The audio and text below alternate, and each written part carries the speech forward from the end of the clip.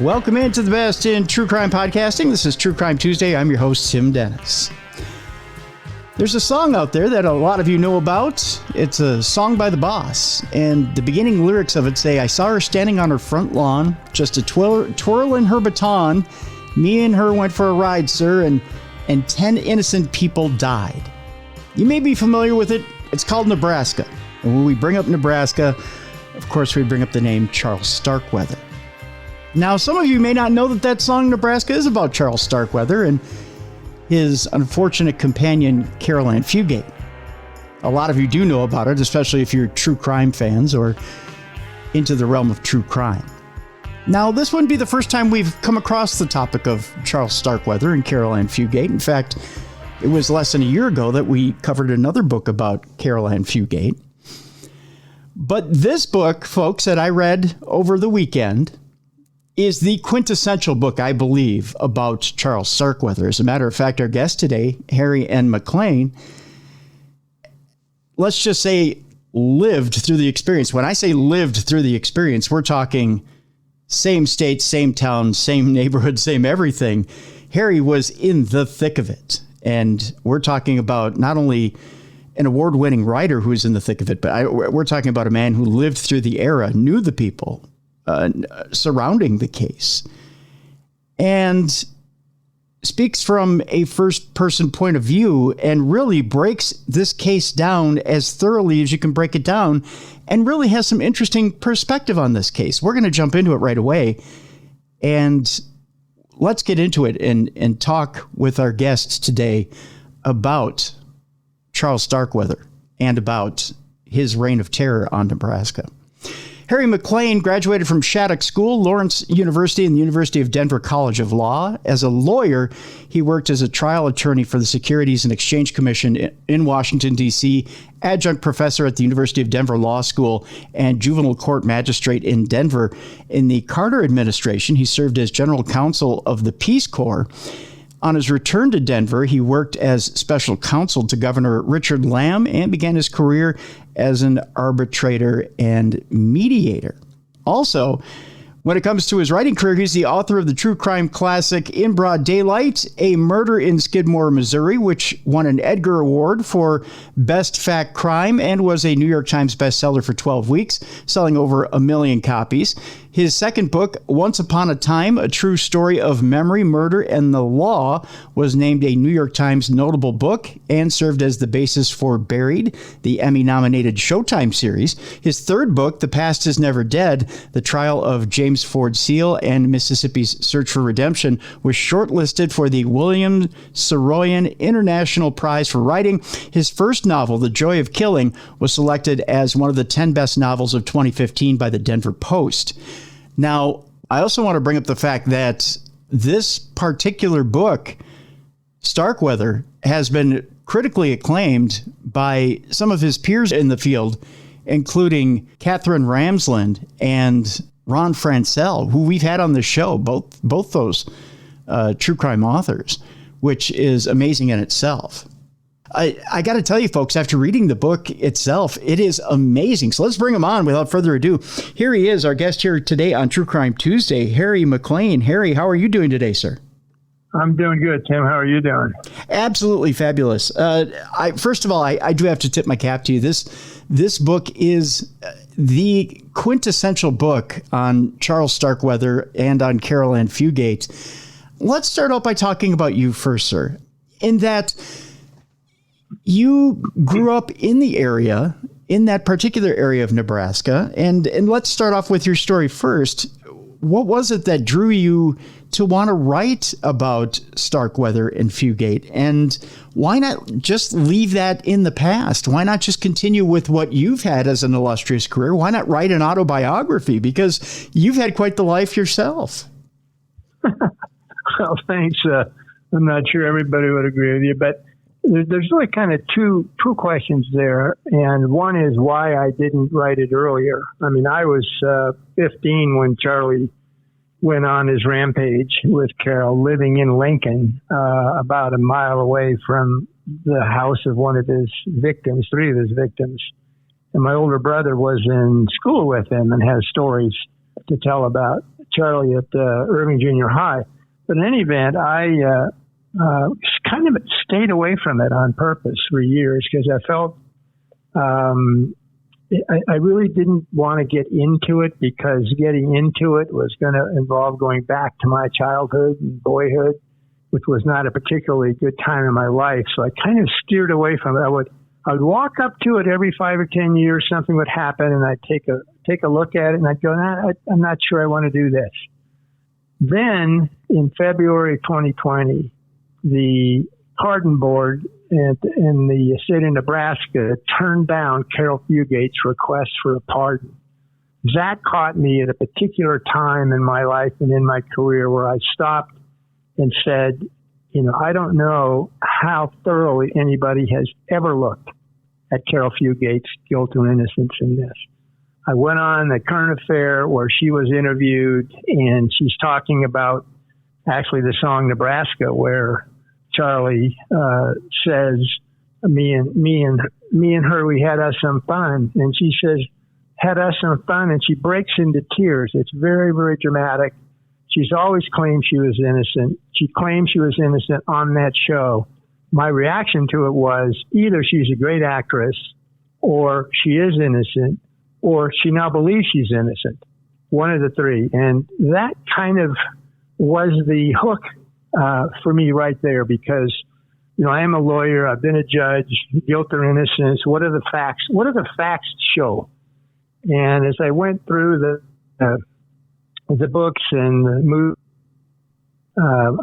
shown the books that have been written, I wasn't at all convinced that a thorough, neutral approach to Caril's involvement in the 10 murders had ever been done.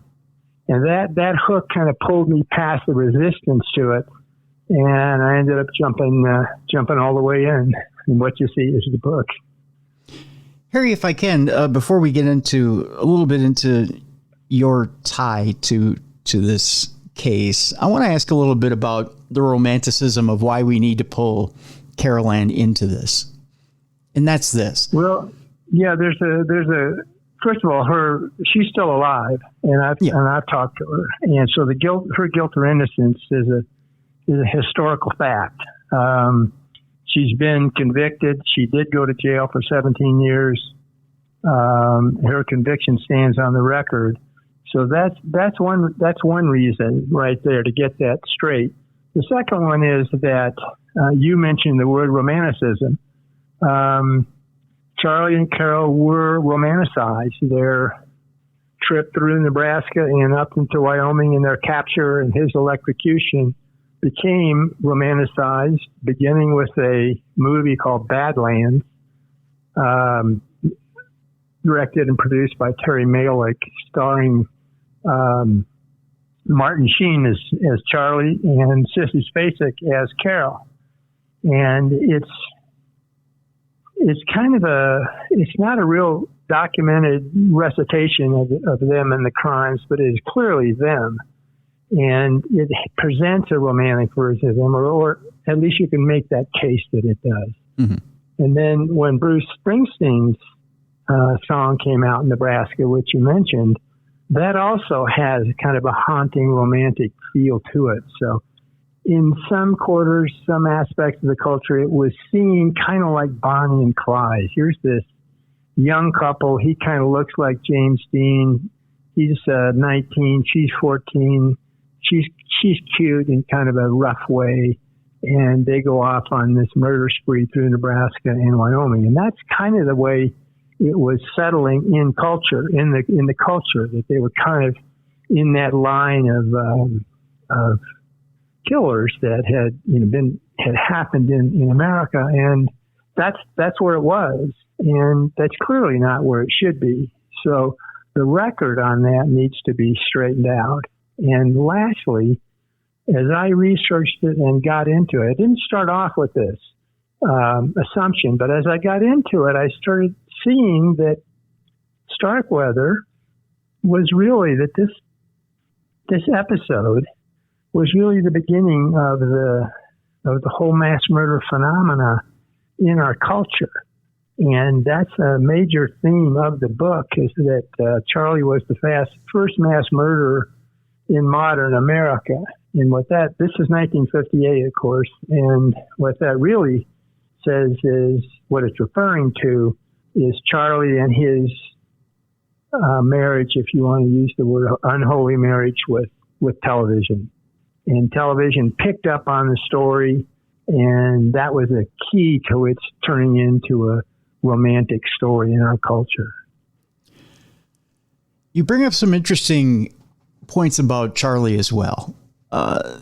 His character, the way he's formed, he's really chastised, bullied for some deformities. Can you talk a little bit as to who Charlie Starkweather was before the killing spree? Charlie was 5'5". The average man or full-grown boy was 5'8" in those days. He had flaming red hair that he got from his mother. Thick, really thick hair that he wore in the fashion of the ducktail at the time. And it's been described as hair like Bozo the Clown's or Lucille Ball. He was bow-legged. He was severely bow-legged. You can see it in his stance, and I guess it was even more apparent when he walked. And he was also pigeon-toed, slightly pigeon-toed, and he had a lisp. And he was the butt of taunting and abuse and ridicule almost from his first day in school. And it went on through grade school. And one day an incident happened with a bunch of the kids that were following him down the street, boys and girls. And he ended up going home, and his father talked to him about it. And he said, look, from now on, if that stuff happens, don't hide from it. Hit him, smack him. And that kind of was the threshold for Charlie into violence. And then then he did start doing that. And that's what my brother witnessed and saw on the school grounds. He smacked people in the face, and he just didn't smack them and watch them fall to the ground. He'd kick them in the head when they were down, which was way outside the norm of boys fighting in those days. And he got to be a feared character in the junior high school system. He ended up transferring to another school, but his reputation preceded him there. And that was kind of the beginning of his mutation into the, I don't want to say the beginning, that's how he mutated into the violent character that he was. I mean, he was angry, and now he was violent. And then the key was he met Caril Fugate, who was at that time 12 years old. Which is, to us in today's society, 12 years old is incredibly young for someone of that age, which at the time he would have been 17, correct? To be dating. I mean, most parents these days would not allow that type of relationship. But at that time, in the 1950s, is that really still acceptable? Or is that even outside the norm? No, it was not acceptable. I mean, if you were in junior high, maybe you traded ID bracelets or something, but formal dating, no, because most kids in junior high didn't have cars anyway. But no, this was outside the norm. The stepfather, Caril's stepfather, objected to it. Her mother did not object to it and said she's entitled to see whoever she wants. Now, why she took that position is unknown to me. It was very tolerant, and Charlie took full advantage of it, and pretty soon he and Caril were a couple, and it was a little late to kind of undo it. But that's what Caril's mother tried to do to undo it, which in the end led to her homicide. And Charlie, of course, was not, as you pointed out, not accepted by the family, the majority of the family, particularly, was it her stepfather? Really, really did not like Charlie.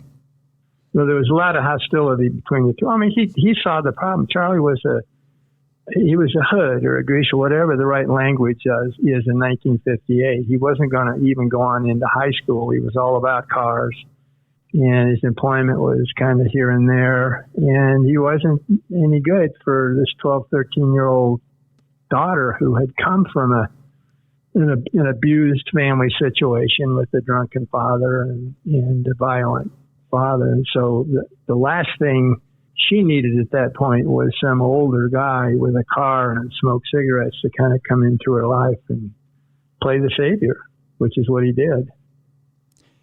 It isn't inferred in the book, Harry, but I have to ask this. Do you think, having met Caril, having gotten to know Caril, that she is trying to seek out at that point in her life some sort of father figure through Charlie? Because it seems like she's got the abusive situation at home. The stepfather doesn't seem like he's that caring. Is Charlie really, in her world, someone that's looking after her, yet he is abusive? He is the mirror image of her father/stepfather? Yeah, in a way. What the phrase that I came across that psychologists use occasionally is the word sitting duck. And what she was a sitting duck for somebody like Charlie. And it sets up, it's behind a lot of situations like this, where the girl ends up with an abusive male and is, has trouble eating, stays with it. And what they mean is that she was in this, her stepfather was basically a decent man. He didn't drink and he wasn't violent. He wasn't particularly, I don't think she cared for him a lot, but she had a roof over her head and ate 3 meals a day there, which wasn't the case when she was with her father and mother. So what they mean by that is that she wants to be, she went to 6 different schools in 5 years, never had any friends really, because that doesn't fit that dynamic. What she wanted was, or needed, was to be the most important person to someone. And, she wanted to be in first place with somebody. She wanted to be the most important person to another human being. And people like Charlie understand that, whether they consciously understand it or it's some sort of subconscious thing. They can sense somebody that's in that sort of situation. And Charlie did. And he made her first, most important person to him. And that's kind of the basic dynamic between the two of them. And it seems like, even though she has this affinity for him, there's not love there, is there? Well, it's kind of a definition of love, and I hate to get into that, but it was affection. They kind of filled each other's needs, and there was an affection. It was the first girlfriend that Charlie had, and he was good to her. He bought her all sorts of things, took her to places, out to eat, the stock car races and so forth. So they claimed that they were in love. Caril would claim in her trial that she was in love with him. And Charlie would say the same thing. It's a twisted sort of love, but it's not something that you see that infrequently, really. Well, the reason I say there wasn't really love there, if you want to take a deep psychological dive into it, you could argue, can a sociopath really, and a psychopath really love anybody? They can have an affinity or an affection for something to a certain point, but to be able to feel a deep love for somebody, I don't think they can. But that's true. I mean, that's certainly the definition of a sociopath. And I don't think under that definition that he did love her. No, I would agree with you on that. And then as far as Caril goes, there's the reason why I say I don't know that, it could be a kid crush, but the reason I say maybe she didn't necessarily love him, and I'll bring this up and then I want you to kind of expound on it a little bit. Before Charlie really starts to get into the beginning of his killing spree, she wants to break up with him. She doesn't want anything to do with him. And it's only before Charlie sets out on this killing spree and takes her with him that she starts to bond with him again, for lack of a better term. I don't have a better term for that, Harry. I'm sorry. But she's insisting that she wants nothing more to do with him. She's ready to be rid of him. That's a 180 away from I'm in love with him. It's only through trauma bonding that she's decided that she's in love with him. So really, trauma bonding has brought her closer to him. It's not a true love bond. Am I wrong about that? And tell me why I'm wrong about that. Well, the situation beforehand, before the murders of her parents, is somewhat teenage-like. I mean, she admits this in the trial that, yeah, she told Charlie not to come by on Sunday before this happened. It would have been January 19th, 1958. And they had a conversation, an argument, and she told him to leave and not come back. And he said, really? She said, yeah. And then the mother jumps into it and says, yeah, don't come back. But that had happened before. Teenagers break up and get back together again a lot. And she admitted that in the trial, that this did happen before. So, and as a matter of fact, the next day in school, Charlie's brother was talking to her, and she told him to tell Charlie to come around again. So I'm not sure that she wanted to be free of him, I think, but I'm not sure that she was. That sort of entanglement in a relationship like that is that pathological is real hard to walk away from, as a lot of battered women will attest to. So she was in it and she was out of it at the same time. In the trauma of it all, to really answer that, I've got to give some more facts of what happened. Yeah, let's do that. Let's jump into what exactly happened with the beginning of this killing spree. Okay, so on the 21st, Charlie comes over. She's at school. He comes over in early afternoon, ostensibly to go hunting with her stepfather, which is just simply not the case. It's a smokescreen. It's my opinion that I take in the book that he came over to kill the father that day. And the motivation for him doing that is set forth in some detail. He did kill them that day. He killed the mother, the stepfather, and Carol's little sister, 2.5-year-old Betty Jean, who Carol was quite close to. The question was, the basic question in the whole book is, was Carol there when Charlie killed her parents? She always claimed that she wasn't. Charlie claimed that she wasn't. For the first 10 times he told the story, all of a sudden his story changes and she was there. Why it's important is that if she was there, her story was that Charlie had her parents. She comes home, her parents aren't there. Charlie says, I've got them hidden away. If you try and run, I will kill them. She attests, she says, has always said that she bought that story and that she did not run, even though she had the opportunity, because she believed Charlie had her parents now hidden away.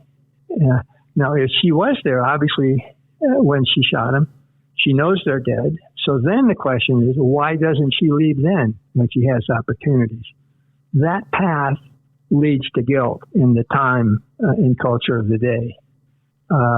We didn't have trauma psychology at the time. There was no such thing as PTSD, association, repressed memories, multiple personality, anything like that. Mm-hmm. Did not exist in the psychology world. If she wasn't there, if she comes home after school and the parents are gone and her story is correct, then the first time she saw they stayed there for 5 or 6 days. Charlie had put the parents and the little girl out in a couple of outbuildings behind the house, and that's where they were. And they finally end up leaving when her grandmother threatens to come in and see what's going on. But if she wasn't there when he killed her parents and little sister, the first time she saw anything like that was about 3 hours later when they were out in Bennett, Nebraska, a small town about 20 miles away, and he blows the head off of a good friend of his for no apparent reason, and walks up behind him as he's going into his house to help him get the car unstuck. Charlie comes up behind him. They both say this and raises a shotgun and blows his head off. At that point, you've got a 14-year-old girl who has just seen a horrible murder by a friend, by Charlie, of his best friend. It's getting dark. They're out in the countryside. What is she to do? And obviously, and any human being in that situation is going to be traumatized. She's scared for her own life, obviously, at that point. And so she is in that traumatic situation from then on through the killings. For the next 48 hours, roughly, they kill 7 more people, 6 more people. Okay. And she's there for every one of them. She participates in the sense that often she will hold a gun on somebody or tell Charlie that the police are coming. But the theory of my book is that she was in a traumatized state. Today we would say she was in PTSD or she had dissociated. And when she describes what happens when she sees Charlie kill one of his friends like that, she said, I froze. I couldn't move. I saw myself out there. I'm trying to scream, but I'm not hearing anything. This is in 1958. That is today dissociation language. Yeah. That's what the psychologists say happens. It's one of the things that can happen. You freeze. Mm-hmm. And that's what, in my view, that's what happened to her. So to some extent, that disables her, what might be otherwise criminal behavior. Because if you are just in a dissociated state like that, what it means is you're not in control, of what you're doing. And in this case, it would be under the duress, was the legal phrase at the time of Charlie Starkweather. So that's a long way of saying, trying to answer your question, but to kind of set it up, she was with him for the rest of the killings. And the question is, what was her level of participation? And the truth is that the only evidence against her was Charlie Starkweather's final testimony was that she was there when she killed her parents, and that she killed 2 of the people in the second to last killing site, the Ward House, that she in fact killed them herself. And they had that in her statement, which some people call a confession. It's not really, but she was interrogated by police, by the Douglas, Wyoming police and the Lincoln police for 8 hours without a parent, without a lawyer, without any adult in her behalf. And the last part of it, she was in a mental hospital in Lincoln, and they got this statement from her. And that statement in Charlie is all they had. If you dismiss Charlie as being inherently unreliable, which any fact finder would, if you look at that statement today, which would never, ever, ever be allowed into evidence, it wouldn't even get close to evidence in a trial. There's nothing to convict her at all. So I've kind of gotten off the point of your question. No, you haven't. Actually, you're kind of teasing where we're going here in the second half of the program. So here's what we'll do, Harry. We'll take our break right here. When we come back, we'll talk a little bit about the 2 killings that Caril Ann Fugate is actually accused by Charlie of doing. And we'll tease that a little bit here. We'll talk a little bit in depth about that. We will talk about Caril Ann's journey after, because both Charles and Caril are convicted of crimes. We'll talk a little bit about Charles's fate. We'll talk a little bit about Caril Ann's fate. And we'll talk about, and this is the question I want to set you up for by the end of the program, Harry, just so you have a little bit of a heads up here, and that's this. The question is, did Caril Ann Fugate ever truly become her true self in life? And that is, did she ever truly find herself? And at what point did she truly find herself? I want you to think about that. Okay. We all, at one point or another, figure out who we are.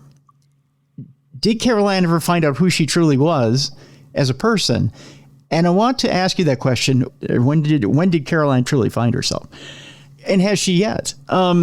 So I'll ask that question at the end of the program. I have a feeling from reading the book, I think I know what your answer is. Okay. We'll ask that at the end of the show. When we come back, more with Harry MacLean. The book is The Untold Story of the Killing Spree That Changed America, Starkweather. And this is the comprehensive book on Charles Starkweather and Caril Ann Fugate. I recommend you get it. It is in the description of our show here. We have a link to pick up this book. And folks, I recommend you get it during the break here. It is an awesome book, folks. It is any and everything Starkweather and Caril Ann Fugate. It is detailed. It is comprehensive. It is everything you need to know on this case. Get it while we're in the break. When we come back, more on Charles Starkweather and Caril Ann Fugate. When we come back on the best in true crime podcasting, this is True Crime Tuesday. Welcome back to the best in true crime podcasting. This is True Crime Tuesday. I'm your host, Tim Dennis. Our guest is Harry MacLean. The book is The Untold Story of the Killing Spree That Changed America, Starkweather. And before we left you, we were talking about who did what in this case. Before we left, we were talking to our guest, Harry MacLean, who's the author of this book, about the accusations that Charles Starkweather, who was the serial killer, for lack of a better term, that killed, is he credited, I don't have a better word for it, credited with 11 or 12 deaths in his spree? Well, it kind of depends when you talk to him, and who he's talking to, like the jury or to the prosecutor or his parents. When they were arrested in Wyoming, he confessed to the 10 murders that were in the last week. And then he confessed to one that had a murder he had committed in the previous November, which they didn't even know he was involved in. So in the beginning, he confesses to everything. He starts to pull those back as time goes on and the trial approaches. And in the end, I think he claimed at various times Caril had killed 2 people herself, or it was up to 4. Okay. Let's talk about one of the incidences that he claims that Caril committed. Let's talk about Robert Jensen in that scenario that happened while they were out on the road. Charles had a weird way of putting cars in ditches. I don't know what it was, whether it be he was falling asleep or he was distracted, or as he claimed, he just needed a little sex to keep him up, whatever the case may be. Why was it, Harry, that he kept putting cars in ditches and he couldn't keep them on the road? And then he had a way of course, he needed to keep switching vehicles. What was the scenario with Robert Jensen and why he needed to get a hold of him and his girlfriend at the time? And what happened in that scenario? He had put his car in a ditch 3 times on a little lane going up to his farmer's house, to his friend's house. And it is a narrow little lane. It's got ditches on either side of it. It's not really even a driveway, but that he kept backing into it or going forward into it. And he finally gave up trying to get it out. And he and Caril are walking down a county road. He's carrying the 410. He's carrying the 22. She's carrying a 410. And they're hitchhiking. It's dark by this point, probably 8 o'clock at night. And this car comes over, and you're in Nebraska. It comes down the road, and it's Bob Jensen and his girlfriend, Carol King. He's 17, she's 16. Sweethearts in the local school system there. And naturally, they stop. That's the way the Midwest was, and to some extent is.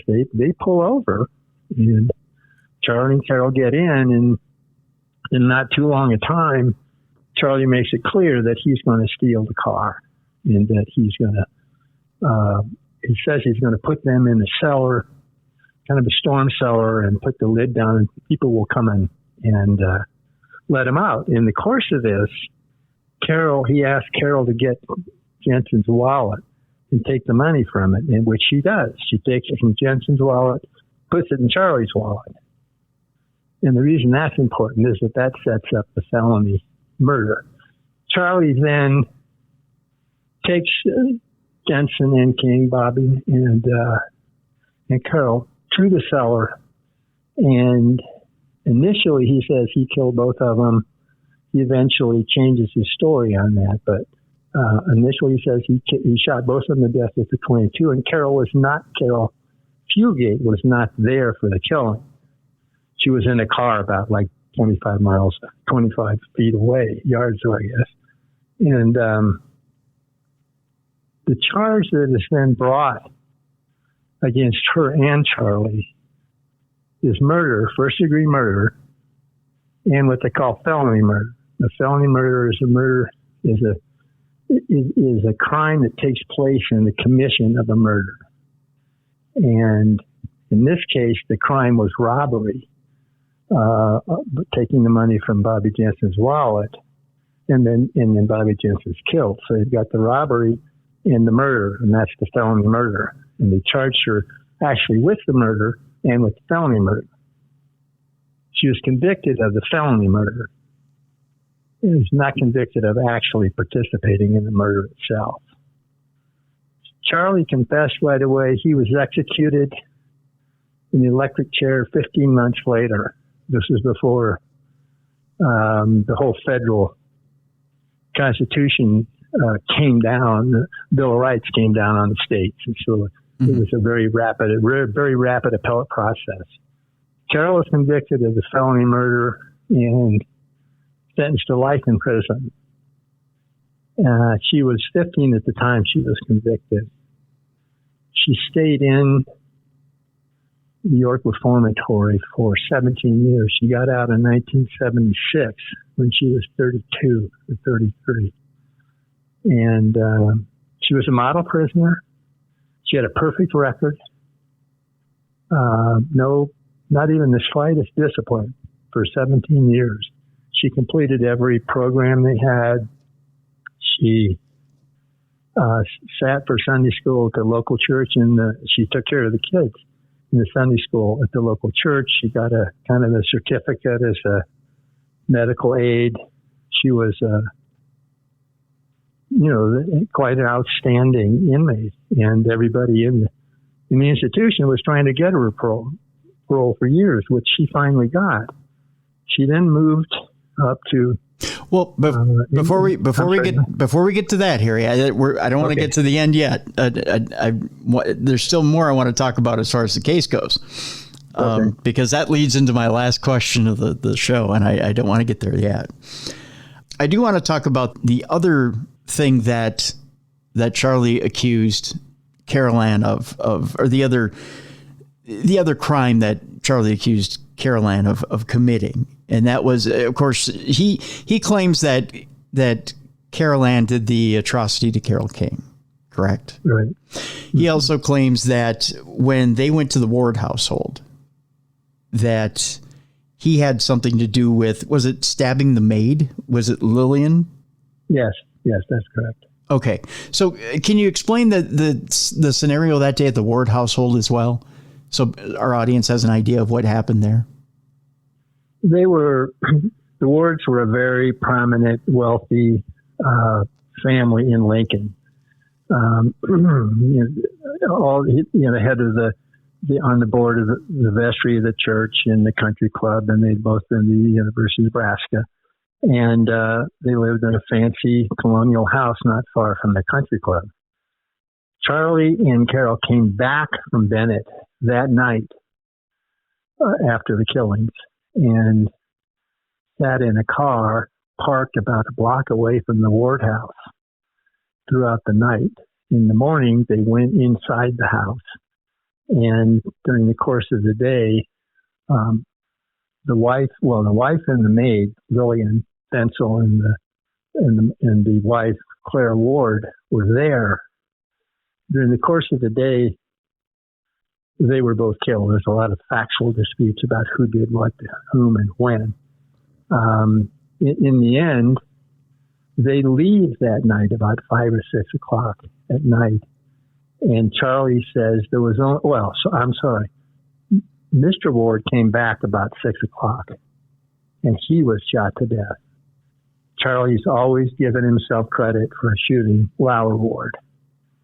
He also admitted early on that he had killed both Clara Ward and the maid. He killed all three of them. as time went on and he was giving more formal statements, he took it back and said, there was only one person dead in the house when I left, meaning Mr. Ward, and implying that Caril had killed Clara Ward and Lillian Fensel. And that's what that gets you up to 9 murders if you don't go back to December.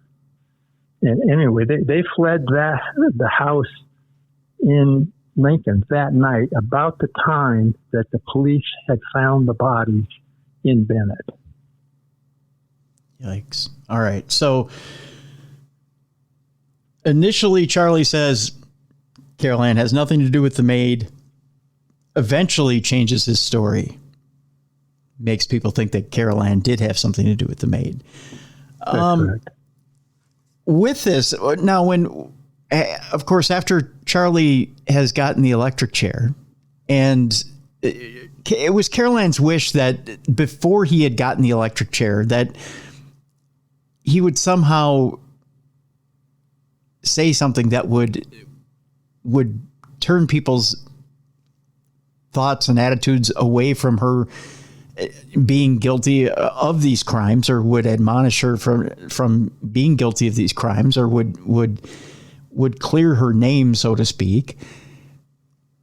It never happened. In fact, if anything, he grew colder and more distant towards her, and he did take the stand against her.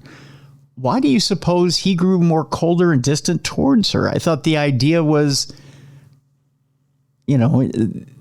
the idea was he wanted to keep her out of it. Why all of a sudden did he want to bring her in tighter? What was the idea? Well, there's a couple explanations, and the explanation made in another book called The 12th Victim is that when Charlie learned that she didn't want to talk to him and that didn't want anything to do with him anymore, this was a note written by her and given to a deputy sheriff who took it to Charlie when Charlie wanted to talk to her. She said, I don't want to see you anymore. Basically, I don't want anything to do with you. That changed him. Up until then, he said, I killed everybody. And that kind of gave his anger over that and this sense of loss set him up then to implicate her in these murders. My theory is that his goal at that point was to go out in the blaze of glory, killing lawmen on the way out. Mm-hmm. That didn't quite happen, but it was pretty close to it. It was an execution scene, which is almost as dramatic as being killed by the lawman. The one thing he needed was Caril there by his side for that scene in his fantasy. He needed to go out in a blaze of glory with his girlfriend, as Bruce Springsteen would say, sitting on his lap. That phrase came from him. There's a great debate about who said that. I looked into it, one of those side tracks you get into, and I'm convinced he said it because it fits with his whole approach to their relationship and his life. If that's the case, he needs Caril to be convicted and sentenced to death just as he is. She won't be on his lap, obviously, but she will be dead, and he thinks they will be together then on the other side. So he needs to have her convicted, and he gives the accusations that she was involved in. And during her trial, he's feeding information to the district attorney that will help the prosecution of her. So that's my theory, and I'm sticking by it. There's also an interesting lyric in that song too, and I don't know if this is a direct quote from Starkweather either. I think this is just poetic license by Springsteen. But I'll read you the lyric here, Harry, and I want your thoughts on it. It's the very last lyric in the song, or the very last verse. It says, "They declared me unfit to live. Said into that great void my soul be hurled. They want to know why I did what I did. Well, sir, I guess there's just a meanness in this world." Do you really think Starkweather was so avant-garde about the fact that he was what he was? and that's just all there was to it? No, I think that's Springsteen's coloring of it. It's true in the sense that the world had treated him badly in his view with all the ridicule and so forth, and never paid any attention to him.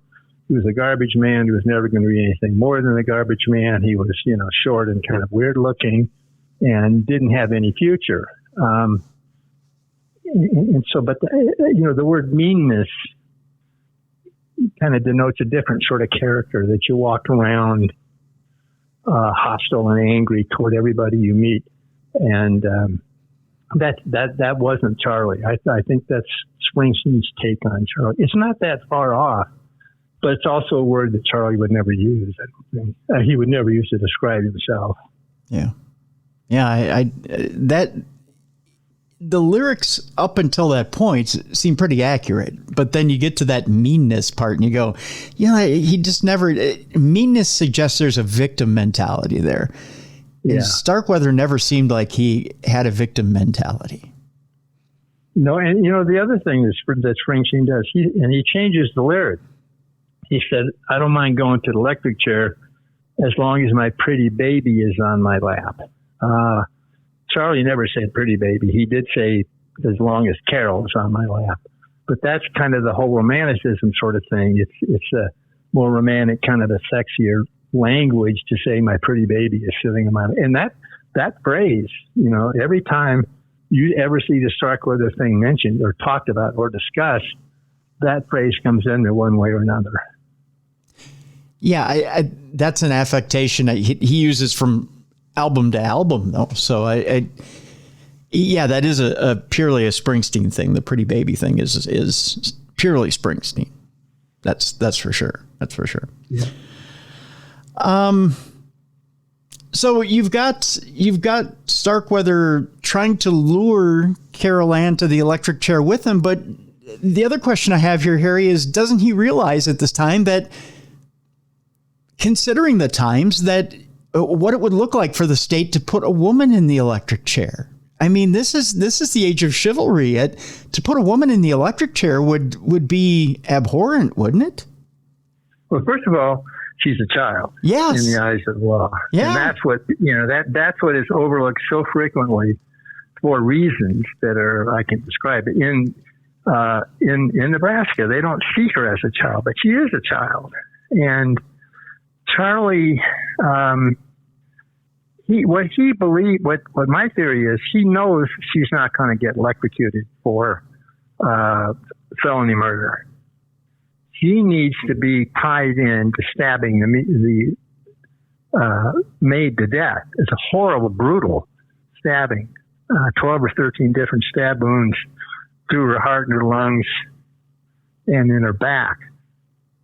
And I think he believes that's the only way she is going to have a chance of getting the death penalty. So he feeds the prosecutor a lot of information about that crime in order to make that happen. I don't think he has the intellectual capacity to wonder whether a jury would actually do that or not. I think he thought if he got her convicted of stabbing a maid to death, she might die herself. True. Very true.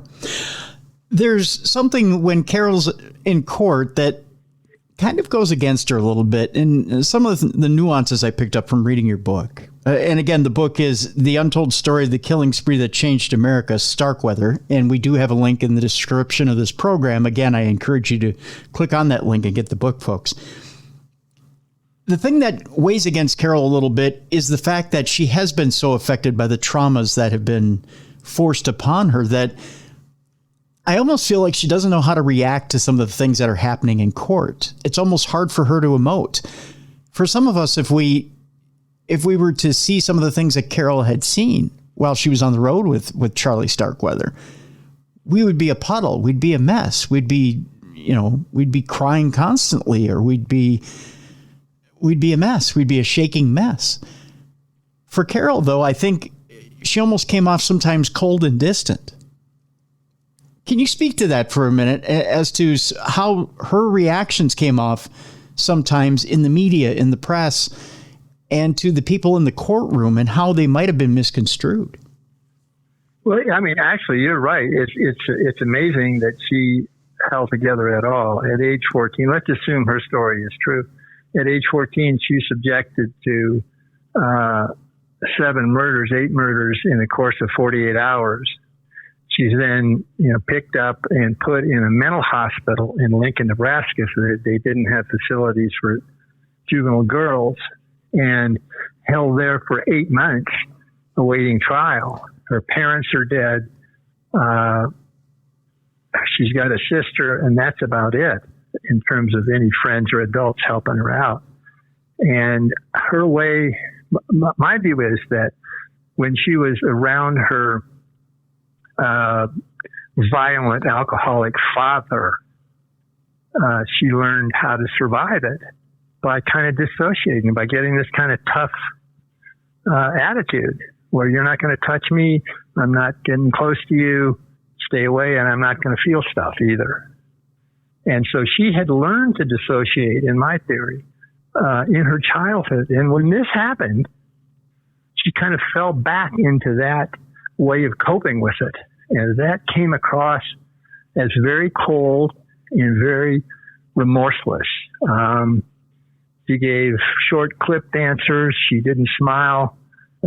She didn't relax, was very kind of robotic. And that turned a lot of people off. It turned the press against her. No question about that. And it turned a lot of the other, she gave a press conference right before her trial, which was a terrible mistake. Yeah. And in the press conference, she comes across as very cold. I've watched it. And just unfeeling, cold, robotic person. And that, I think that really hurt her with the jury. On the other hand, she was never going to walk, Yeah. Yeah. She was never going to walk out of that courtroom an innocent person. I don't care what she did or how she appeared. They were going to convict her in Lincoln, Nebraska in 1950 of something. Absolutely no doubt about that. Yeah, you're absolutely right about that. So the other question I have too, before we move on a bit here is you mentioned that mental institution that she's in. One of the things that kind of took the staff aback about her was that she kept crying for her mother and her sister, who are gone. They're dead, but she's not aware of that. And one of the things that she's told throughout the entire spree is that her mother, her sister, and her stepfather are being held by a gang, supposedly, that Charlie's put together. And if she just cooperates, she'll see them again. That she assumes that they're alive. But she's told eventually that, don't you know, Caril? Don't you know about them? And there's some things that you may, when you read your book, Harry, that you think may be a little suspect. One of those things happening at the Ward house, that they clipped out pictures out of the newspaper of not only themselves, but of her stepfather, her mother, and her sister, but that Charlie wouldn't let her read the articles. That maybe just that alone sounds a little suspect. That maybe, she had to have known they were dead, right? Wouldn't you think that some of this is a little suspect, or does this all line up for you? No, it doesn't. It doesn't all line up. Absolutely not. There are things he said and did which normally we would say that's the behavior of a guilty person, like warning Charlie, looking out the window and warning Charlie when Lauer Ward's car pulled into the driveway, holding the gun on the maid, for example, when Charlie told her to. On the clippings, I think it's pretty clear by the Ward house that she knew something was wrong with her parents, that story didn't work. But what she's able to process cognitively at that point and think through and add up is highly questionable. If she's been through 7 murders in less than 48 hours at age 14, her ability to kind of add things up and then act, like to run away or to confront him or shoot him, is pretty well shut down. And I think that explains, if that's true, that explains the fact she kind of admits at some point that she knew maybe her parents were had come to harm by the time she was at the word house. So that kind of, but then she's still, when she is captured, she says, "Are my parents dead?" Now she says that to everybody. She asks the sheriff. She asks the county attorney. She asks the matron, "Are my parents dead? Are my parents dead?" Now, if she still thinks that, if she knows they're dead and she's asking that, the only reason she would do it would be to set up that explanation in a trial. She's not that smart. Or is there a second explanation of the fact that there's so much guilt there, or that there's so much trauma there that she's put a block in her own mind, a mental block in her own mind, that she's forgotten it? Yeah, I think, the whole process, there's a whole body of knowledge now called brain science, and I won't go through it all. It's in the book, but yeah. What happens when the brain, particularly of a child, is threatened, the way hers would have been threatened watching these murders, is that it gets disabled. The cognitive brain gets disabled, and the reptilian part of the brain takes over and tells it what to do. And a lot of it is just don't do anything, just freeze. Mm-hmm. You've heard the fight, flight, freeze thing. Freeze is the one where you have no chance of getting away.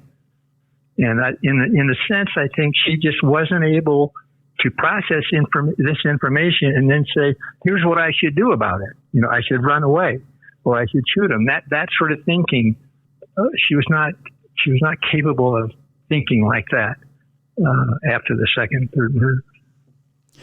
So let me jump to where you were before I had stopped you. And that is, you'd mentioned that Caril Ann served, what did you say it was, 17 years in prison? 17 years. Okay. Correct. 17 years. And then she was paroled. She ended up moving to Michigan. Go ahead and pick it up from there. What happened to Caril Ann after that?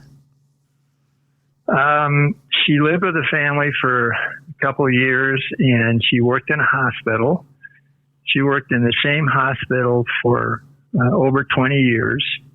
She had a good record. Once again, never fired, never disciplined, never, arrested for stealing stuff or any sort of aberrant behavior that I could find. And I did go through, the record systems that I could get access to. And she read books. She liked fiction, mystery books from the library. She went on a trip to Mexico with her girlfriends, all normal, very normal behavior. She had a boyfriend for 10 years.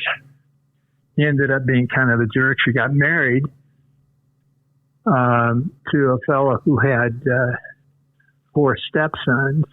And she also worked as a nanny after her medical job for 4 hours every night for 3 years. And pretty much a normal life for a single person, for a single woman on her own. She handled it pretty well, actually, and she never got in trouble. Which is interesting. Jail can scare a person into wanting to go straight and wanting to be on the straight and narrow. And by all means and accounts, as you've put in this brilliant book, she was a model citizen and prisoner, and went above and beyond what she could have done in prison to be paroled. She was the perfect prisoner, took full advantage of every rehabilitative process she could have.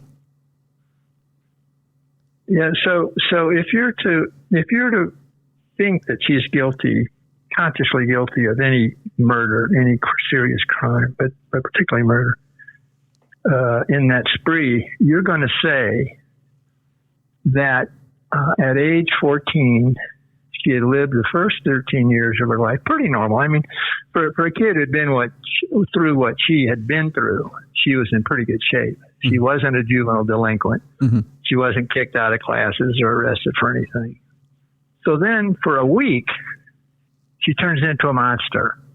She's there when Charlie kills her mother, stepfather, and her precious little sister.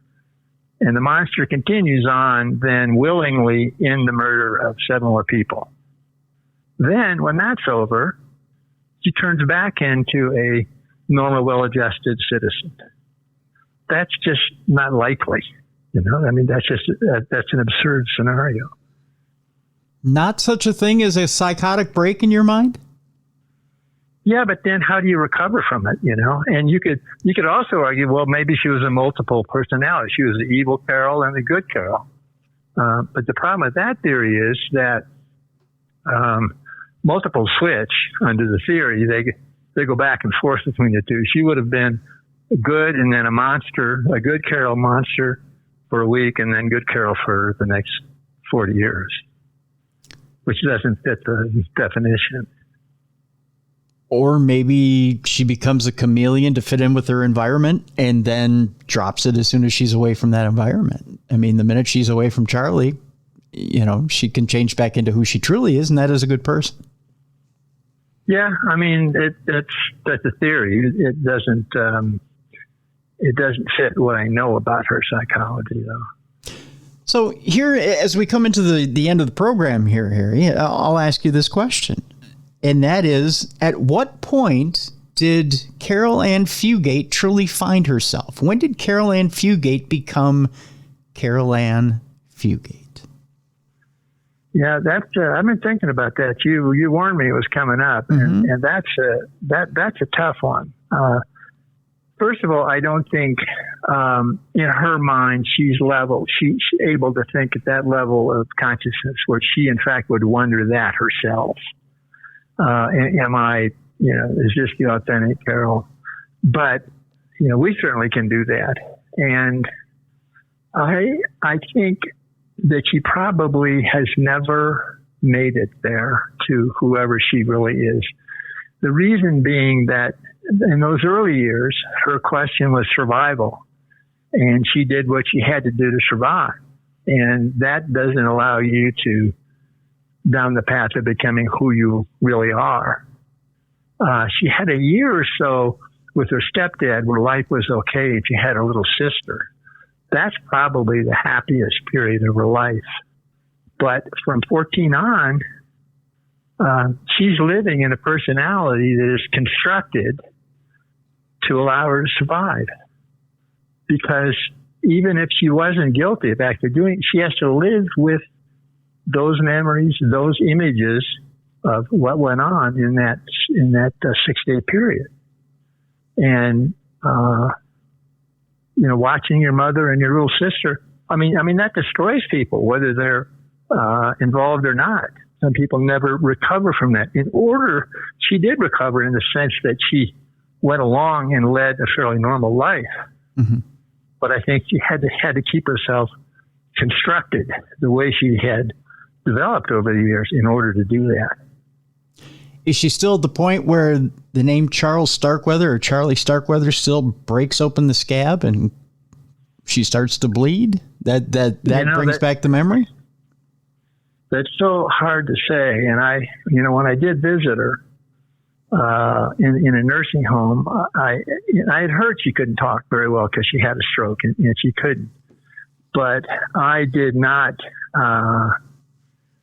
mention that name or mention the killings. The shape she was in, that I knew she was in, that I saw she was in, nothing was going to be gained by me other than some, weird test to see if that would happen. Yeah. I didn't mention Charlie. I had pictures of her mother, pictures of her parents, of her little sister. So that's kind of speculative. I don't know where her sense of that time period is now. And I'm greatly curious about it, but I didn't know how to get back into it without traumatizing her all over again. It's kind of a weird question, Harry, but we like to think of our afterlife and who we're going to see when we cross over and who's going to be there waiting for us. Is it heaven or hell if Caril Ann crosses over and Charlie Starkweather is there? If he's there, that's got to be hell for her, even if it's a decent landscape. If that's who she's got to spend eternity with, she's probably, well, I don't know, but I would, if she's aware enough to see what she went through, she would be miserable if she ended up with him on the other side. And she did, you're right. Here's another thing. She wrote letters to him trying to get him. What she really cared about was the accusation that she had been there when her family was murdered. The other things, they bothered her too, but that was the one that hung her up the most. And she wrote letters to Charlie and Charlie's mother and the President of the United States and the governor. But to Charlie, she said, you know the truth. Come forward and say, admit it. And look, you need a minister there or whatever. In a way that adds to her credibility, because if she did it and it wasn't true, then you'd be saying she did it just for show, that otherwise, so afterwards she could point to it and say, see, I wasn't guilty, I wouldn't have written this. She's not that clever, So that's just another thought, kind of supporting the idea that she really wasn't there when her parents were killed, which kind of sets the whole direction of whatever happens after that. And I guess my last question for you, Harry, today is what is your personal opinion? What do you think of the situation? Do you think Caril Ann was physically involved in these murders, or do you think she was an innocent bystander? If I look at it as a judge, I would say overwhelmingly innocent. You can't convict somebody based on a statement that it was involuntarily and coerced, as I said earlier, on solely on Charlie's testimony. So from a legal matter, absolutely no burden of proof, nothing beyond a reasonable doubt, not even close, not even an unreasonable doubt. There was nothing to convict her on. As a person, I have some doubts about it, but dropping all the way back objectively, still as a person, do those doubts make me say, yeah, she was involved in the murders? No, they're not that strong. Okay. Excellent. Well, I tell you, sir, you have put together the quintessential book on this case, and really it's something that I really hope that this book becomes a textbook that they put in schools, because this book is so amazing in the detail that surrounds this case. That, I mean, you put us right into Nebraska at that time. I mean, it's you get the feel of the landscape of what that time was like.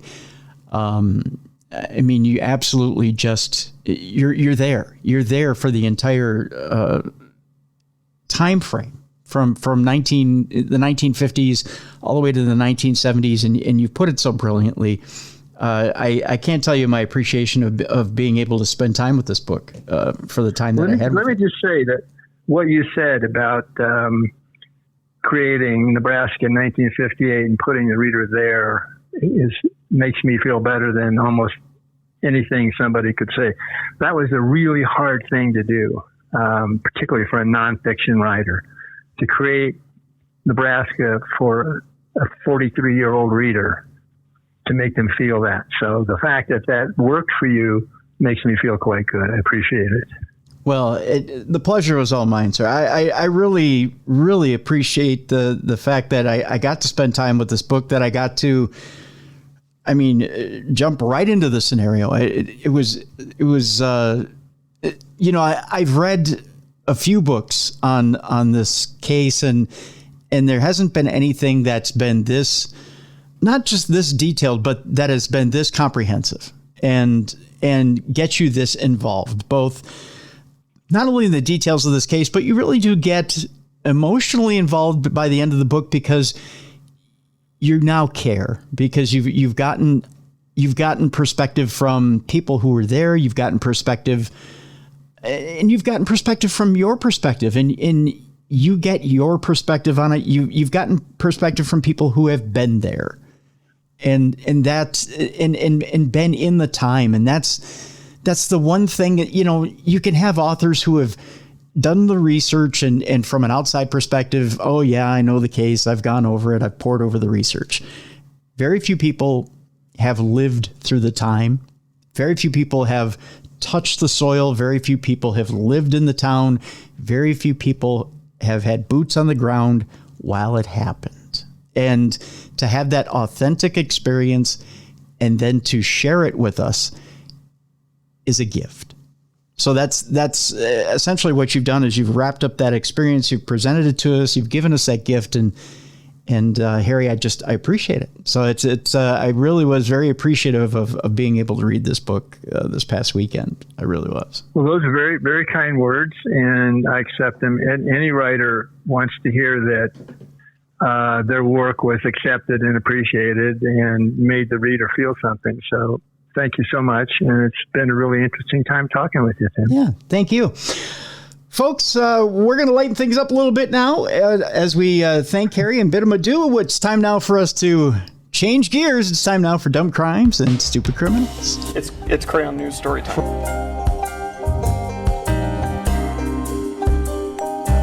What happened with this dude, Christ Bearer? I heard he cut his penis off and then jumped off a balcony. Suspect pulls gun from butt, shoots twice at Denver police. What is your emergency? I need help. And what's the problem? I'm too high. You're too high? Yeah. It's that time once again you all look forward to. It's time now for Dumb Crimes and Stupid Criminals. Folks, here's the deal. You got Bruiser last week. He came back from WrestleCon. And all was well that ended well. He survived through all the wrestling, through all the producing. And then all of a sudden, he got felled by an illness, which we now found out was COVID. COVID of all things. So we're hoping he's back tomorrow. But in the meantime, strange coincidences have happened. And I was at this conference this past weekend, this Winter Wonderland, something like Winter Wonderland with a twist or something or another. We'll find out here in a second. I don't know the exact name of it, but the person I was there with does. So we brought her in today. Jessica Freeberg is with us. Hi, Jess. Woo, hey. What was the name of that expo we were at this weekend? Oh, I think it was Enchanted Awakenings. See? Yes. Leave it to the author to remember a long title. I don't ever remember long titles, but when you said I would remember, I had a little panic attack. I was like, wait, do I remember? Then it popped in. That's what it was. Enchanted Awakenings, something like Supernatural with a twist. No, it wasn't Supernatural. What was it with a twist? There was something with a twist in there. It was with a twist. I think they did it in the spring last year or something. And so the twist was now it's a Winter Wonderland. I think. Yeah. That's what it was. Winter Wonderland with a twist or something like that. It was nice. Yeah, it was. It was a great conference. It was just too short. It was just 10 to 5 that one day, but it was fun. Yeah. Yeah. One day, all the fun you could handle, though. I got to see you and give you a big bear hug. Yeah. I look forward to that the most. That was the most fun out of the entire day. That and the technical difficulties I had before my talk. I don't know if I told you about that. Did you? No, what happened? Okay, so I'll tell everybody here just real quick. Evidently, I don't know, is Mercury in retrograde now? I think so, yes. That had to be it. So my talk was supposed to start at 10:30. I go into the room at 10 or 10:15 to start setting up my talk. And I walked into the room expecting that there was going to be, some sort of setup or something. Well, I saw a little slot in the wall where the USB drive could go. So I put the USB drive in the wall going, okay, simsalabim, then the screen will come alive, right? Well, it doesn't work that way, right? So strike one against me. So then I went, oh, okay, well, there's a keyboard and a mouse over, it's just like a little conference room, right?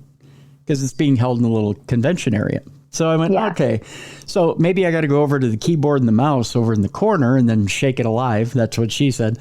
And then see if it all pops up. And that's what she said again. And so I go over to the keyboard and the mouse and I shake it loose and I get a screen that comes up and I'm like, all right, we're on our way. But then I need a password. And there was no book with no password, right? Okay, so then Jenny, who's one of the organizers of the conference, comes in. She goes, all right, well, I'm going to go down and ask the building soup who's there what the password is. And they said, well, it's on the underside of the keyboard. Well, it wasn't on the underside of the keyboard. Oh, no. So we couldn't figure out how to get into the computer that's attached to the screen, because it's a really cool setup. It's all integrated. So it's a Windows screen computer deal all in one setting. It's like, imagine a big TV on a wall, right? Yeah, it's supposed to make it really easy. Yeah, it's supposed to be incredibly easy, right? It's supposed to be set up for business professionals. Well, luckily, I brought my laptop. So, and it had an HDMI cord hanging right off the side of it, right? Oh, good. Right? Easy peasy. Did that work? Yeah. Except for by the time I got it hooked in and it recognized my PC then decided it wanted to do updates and it wanted to repair itself right then and there. So I said, you know what, folks, why don't you just come in, have a seat, and I'll just wing the first part of my presentation while this decides it wants to update itself. Well, then when it heard that I was just going to start to wing the beginning of my presentation, well, then it straightened up and decided to fly right, and then PowerPoint came up. Oh, wonderful. Because evidently... I'm just messing with you. Yeah, because technology doesn't like to be upstaged. It wants to be presented, right? Which is why I didn't use any technology in my presentation. I was the presentation. I just came and spoke. See, and that's the thing. A lot of people didn't, because I offered to let, I told Jenny, well, if anybody needs to use a laptop, I'll just leave my laptop here. And she goes, no, I think everybody's got it covered. I don't know if that was the case or not. But I usually do. It's kind of weird because I normally do bring a PowerPoint because I feel like I need something to keep me on track. Right. Otherwise, I'll just go off on a tangent about monsters and ghosts, and you'll never get me out of there in half an hour, whatever time we have. Yes, yeah. But and they were shorter presentations too. They were, and she did have to kick me out. She came in 15 minutes after our time was up, and she was pointing at her wrist. Yep, I got that too. I got the time cue because I ended up starting 5 minutes late, and I was starting to go over. I think I was 5 minutes over, and I knew I was conscious of the time because the clock was on the wall to my right. So I'm like, all right, I gotta start speeding it up. And I was right about maybe 3 slides away when I knew I was really getting into late time, and I was like, all right, I really got to speed this up. I got to punch it up. So I'm getting to the point where I'm wrapping it up, and I'm like, anybody, any questions? And by the time I had started to get into it, when PowerPoint kicked in, the room all of a sudden filled up magically. Like I had about a half room's full of people, then all of a sudden the room was full, right? And I'm like, come on in, people. I haven't really technically all the way started yet. So come on. So then I had a full room, and I was grateful for that. And then all of a sudden the technology comes up, and I even played the intro theme on the PowerPoint. We all kind of boogied for 2 seconds, and then we're off and running. So it was a good deal. So it ended up going well. So yeah. So hopefully next time we all can do it again, and maybe my technology will work. Maybe not. Maybe not. Maybe it'll be the same embarrassing thing all over again. So I want to thank the Gurneys for that. What did you call it? The Enchanted Expo with a twist. Winter Wonderland with a twist. That's what it was. Yes. Yes. And so many words. It was wonderful though. They did such a nice job of putting it together. There were so many cool vendors there. Yes. I apologize. Can you hear my dog crying right now? No, I can't. No. Oh my gosh. Is the dog crying? Go ahead and lift you. Bring the dog up. Sure. I've got to go down and actually pull something out from under my bookshelf for them, or they won't stop. So. Oh, that's fine. No, that's fine. Go ahead. So yeah, we want to thank the Gurneys, thank Jenny and Bonnie for everything they did for the conference, which again was in. That's what it is. Is that a tennis ball you're holding there? That's a tennis ball. Yeah. So that's what it is. Ball. Yeah. Okay. Well, I have one of those too that I play with as well here at home. So. But it was a wonderful conference, and again, if you missed out, you missed out. Hey, you missed a good time. But we'll keep you updated if they're doing another conference, which I think Bonnie said they didn't have one planned necessarily for the future, but they're working on it. So, yeah. I'll be there if they do. They're fun. Same here. Speaking of, before we get into dumb crimes, stupid criminals, do you have something coming up soon? Yeah, I have a couple things. Actually, I really jam-packed my December like a lunatic. Like, there's not enough going on when you have 3 kids and it's Christmas time. Mm-hmm. But I have an event coming up in St. Paul at one of my favorite houses. It's called The Manor, and it was once dubbed the most mysterious house in St. Paul. That is coming up on Saturday, December 6th. We have 2 different time slots that have 2-hour chunks of time for investigations and kind of going over the history of the house. All of our proceeds are going to sponsor a 3D pop-up museum and gallery that opened up in St. Louis Park. So we're doing it as a fundraiser for that. Nice. And then I have in January, our January event at the Palmer House, and we're doing like a creative retreat. So it's a 4-day event, Thursday, Friday, Saturday. And everyone goes home on Sunday, but we have lots of like workshops and activities and lots of art and painting and that kind of stuff going on that weekend and writing. So great. And of course, ghost hunting. That's right. We'll put up links in the description of this program so you can get access to those events and you can check it out for yourself, and access to Jessica's website as well in the description of this program. So you can check out those events, and you can check out those, not only check out those events, but go to those events as well and support those causes. So there you go. Dumb crimes, stupid criminals this week. Jessica, boy, oh boy, do we have crazy, stupid stories for you. I'm so ready. You're so ready. We're talking, first of all, oh my gosh. Okay, the craziest police chase you've ever seen, television, live, or otherwise, would be what? Can you think of one off the top of your head? Well, I mean, O.J. Simpson, but... Yeah, I mean, granted, that was pretty crazy. Like the chase that never ended. My husband actually showed me some videos the other day of some crazy ones that ended in like car, like going over another car and flipping through the air and then bursting into flames. Oh, yeah. That was wild. There was one here in Minnesota earlier this year where the car goes over, was it the 494 bridge, the one that went over and landed on the bottom part of the highway? I saw that. They go over the overpass, managed to hit the bottom of the highway. They fell, a couple stories?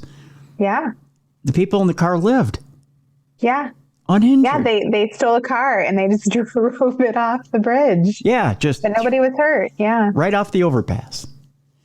To me, which is insane in a police chase. This police chase, however, I think you're pretty much going to get caught. This driver led police on a chase while towing a mobile home. What? That's how we're opening it today, Jess. We're going to Excelsior Springs, Missouri, where it's not often that police pursue an oversized load. But on Thanksgiving night, officers in Missouri certainly did. And we're not talking about how much they had to eat for dinner. Just putting it to you that way. Excelsior Springs police released dash cam footage last week of an attempted traffic stop. The truck they tried to pull over was towing a mobile home. When it failed to stop, police began a pursuit. This according to KCTV. Video voiced over by Sergeant Craven discusses the pursuit of a driver who had been traveling all over the roadway. Officers attempted and failed to use stop sticks, but eventually stop sticks on a mobile home being towed. What? Yeah. Mm-hmm. But eventually were able to stop the man and take him into custody. I'm gonna give you a couple different guesses here, Jess. How fast do you think they're going if they're towing a mobile home? I was just going to say, how fast could they possibly be going towing a mobile home? I mean, I would have to say they cannot go over like 45 miles an hour. It has to be top speed pulling that, right? Yeah. Were they going like 80? No. They weren't going 80. Go lower. I'll give you 2 more guesses. So one more. Give me your second guess. Lower. Second guess, lower. Okay. All right. We're going to say 25 miles an hour. Little higher. Little higher? Mm-hmm. 30. Exactly. Why? I feel like they could almost like run up beside it and like knock on the door. Right. They could take a hard running start and jump on top of the mobile home. The driver was going about 30 miles an hour, according to Craven. His truck and mobile home were damaged in the chase. Seems like a good waste of a truck and mobile home to be running from the cops. Yeah. Did he have like his family was in the back, like eating Thanksgiving dinner? Like, no gas hook to cook, but yeah. It's not every day that officers find themselves in pursuit with a house, police wrote on Facebook. I would think it's rare, if never, that happens. Just saying. Speaking of homes, Jess, a man convicted of murdering his wife for refusing to appear on Zombie House Renovations, the reality TV show. No way. Yeah. And I'm intrigued. It's for the weirdest reason, too.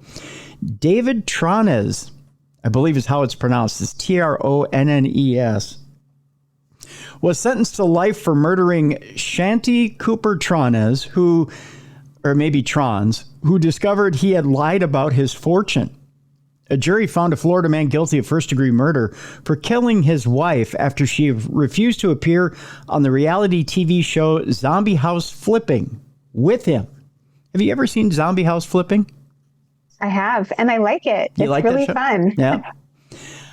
And after he was exposed for lying about inheriting millions, according to reports, David Trones was sentenced to life in prison by a judge on Wednesday for the 2018 murder of Shanti Cooper Trones, who was found covered in blood and partially submerged in a bathtub in their Orlando, Florida home, according to WESH2 and Fox 35 Orlando and the Orlando Sentinel.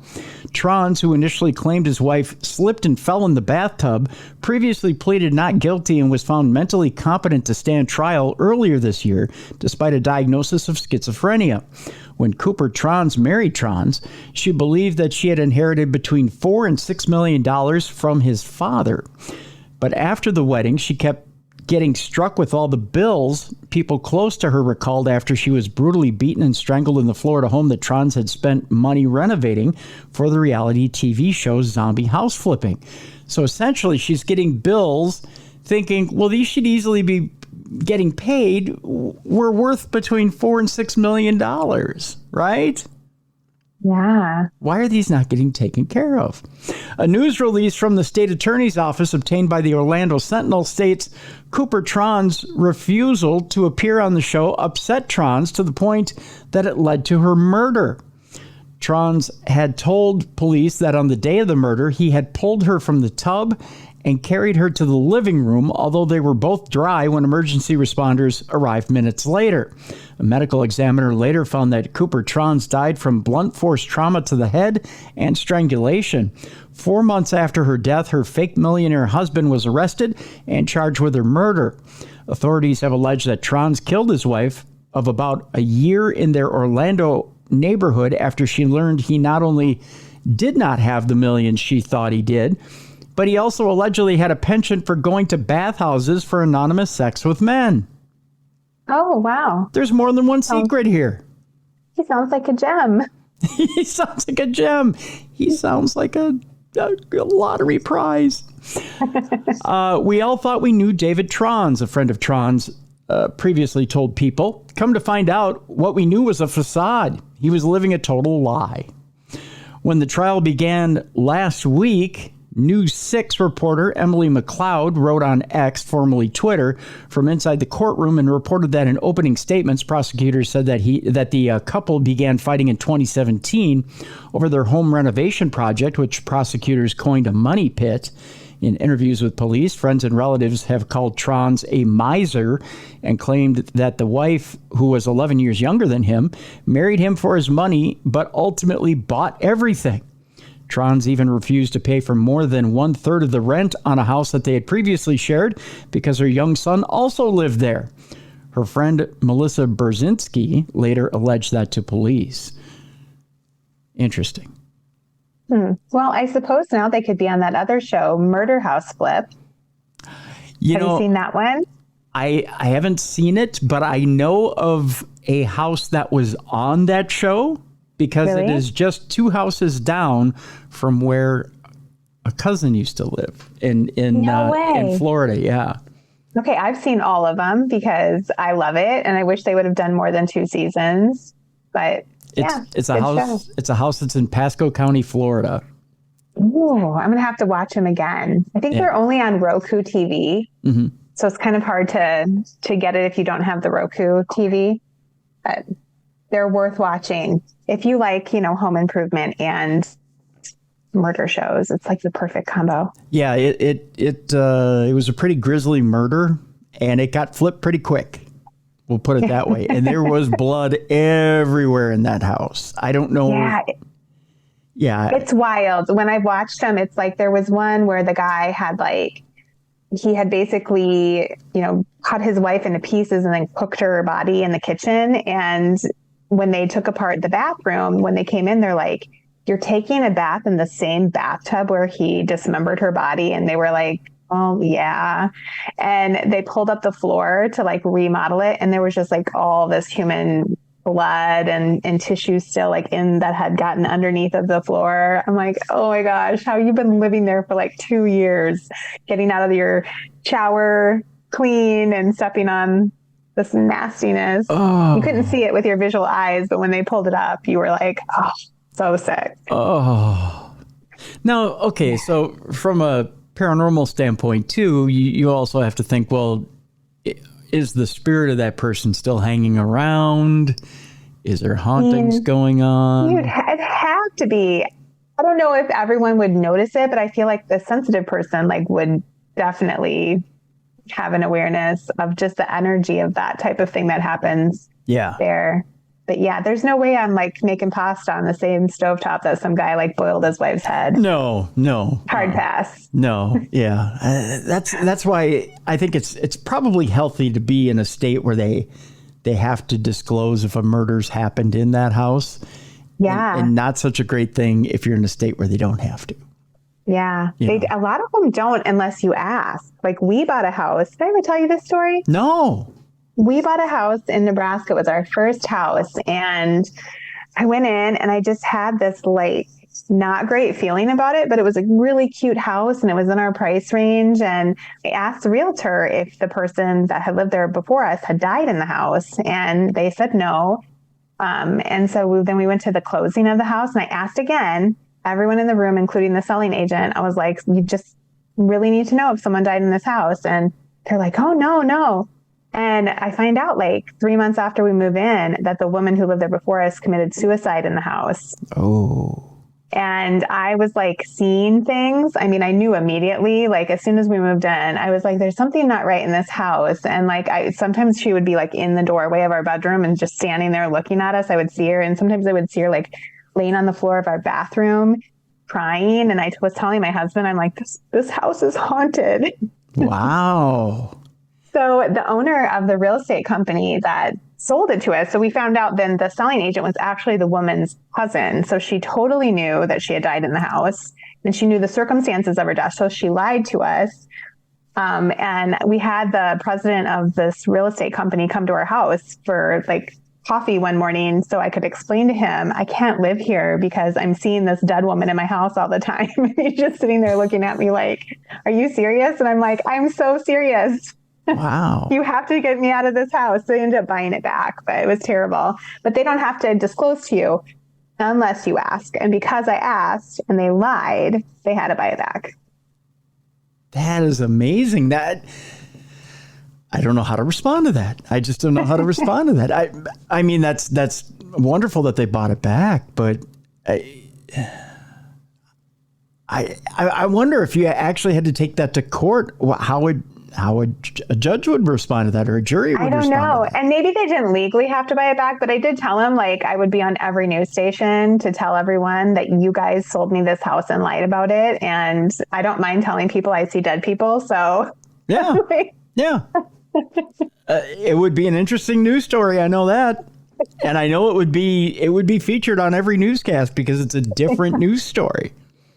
And we were young. I mean, I was 23 years old. I was just this cute kid. I'm like, you sold me a death house. Yeah. Yeah. Interesting stuff. I'll tell you that.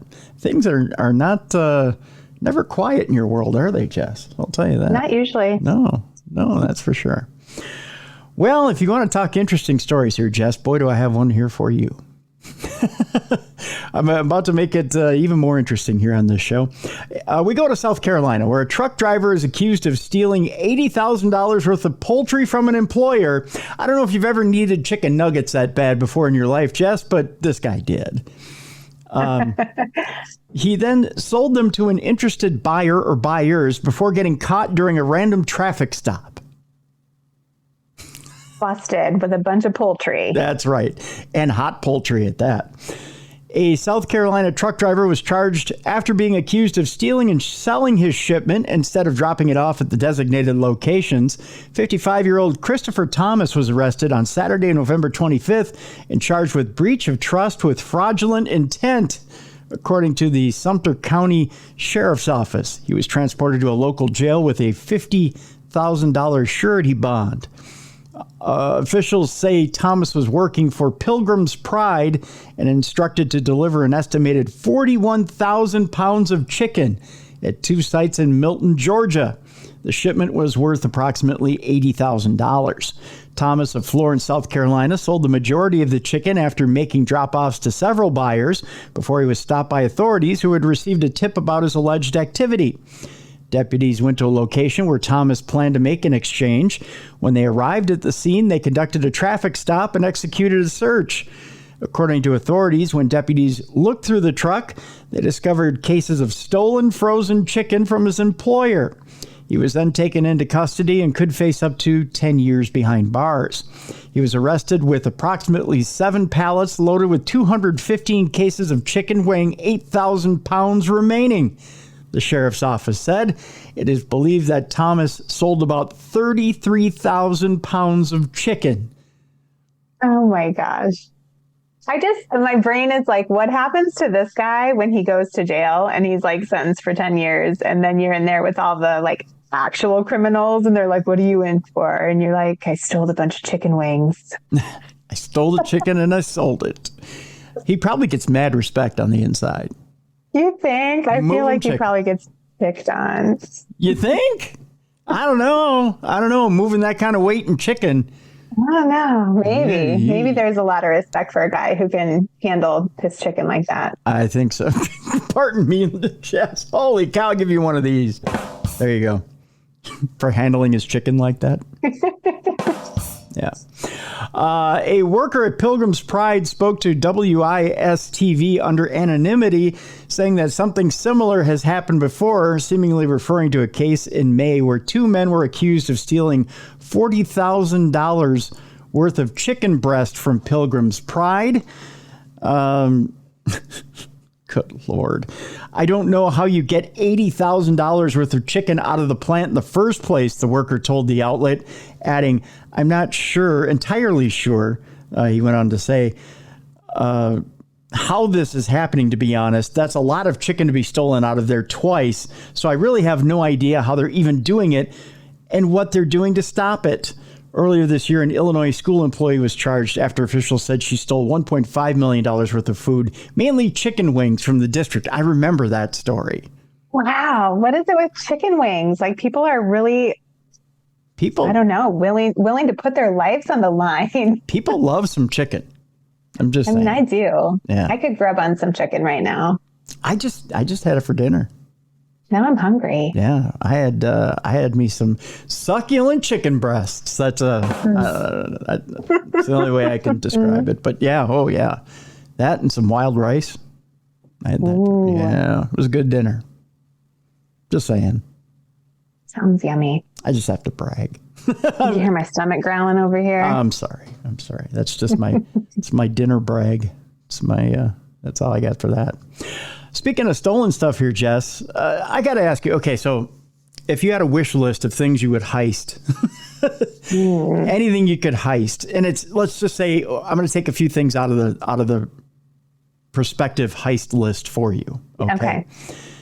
It's got to be, it can't be jewelry. It can't be any high-end thing like a car, but it's got to be a wish list of things that you would have taken as a kid.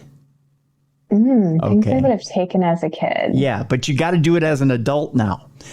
What would you steal in mass quantities? Well, First thing that comes to my mind, if I can't have jewelry, is like Cheetos. Oh, yeah. Okay. Yeah, I'm with you on that. Yeah. Okay. I love some Cheetos. And, as a kid, I wouldn't have stole this, but as an adult, I might heist myself some good wine. Okay, good. Some Cheetos and wine. Okay. I feel like that's a meal, honestly. It kind of is, yeah. That's what I write to. Usually, I always say my manuscripts are covered in Cheeto dust and red wine drops and tears. Oh, that's kind of country music poetic right there. Yeah. Yeah, Cheetos and wine. That's what I would heist. How about you? What would you heist? Well, if I got to go back to Kidland, it would be comic books. Comic book Zots, and remember Zots? They were the hard candies that had the little fizzy stuff in the middle. We still get them from the candy store. Yeah. So grape Zots. I'd take I'd take a truckload of grape Zots. And you remember Pop Shop Pop? No. Oh, Jess. What is that?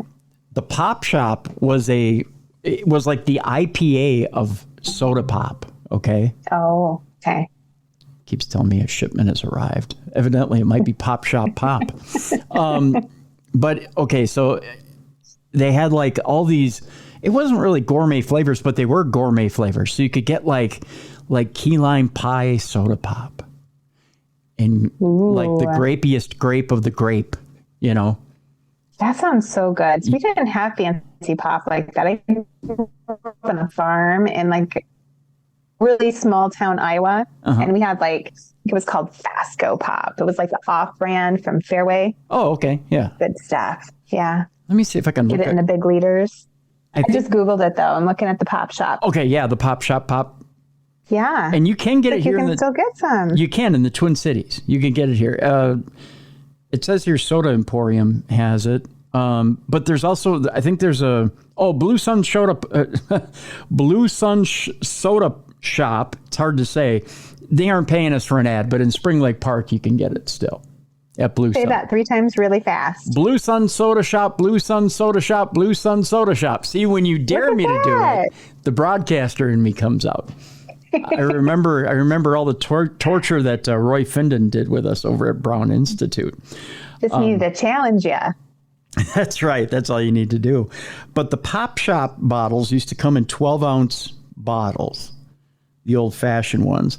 And actually, I think you can get them. You can get Pop Shop bottles over at like Ace Fratelloni Hardware. I think has them too. If you have an Ace Fratelloni, I'm gonna have to check this out. My kids would love this. Yeah, and they have like Lime Ricky. You know what a Lime Ricky is?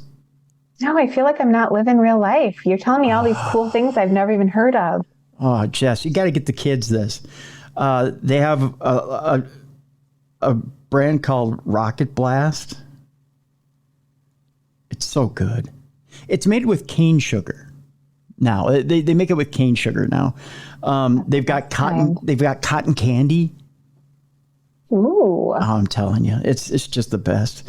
They've got a cream soda, black cherry, pineapple, orange, root beer, bubble gum.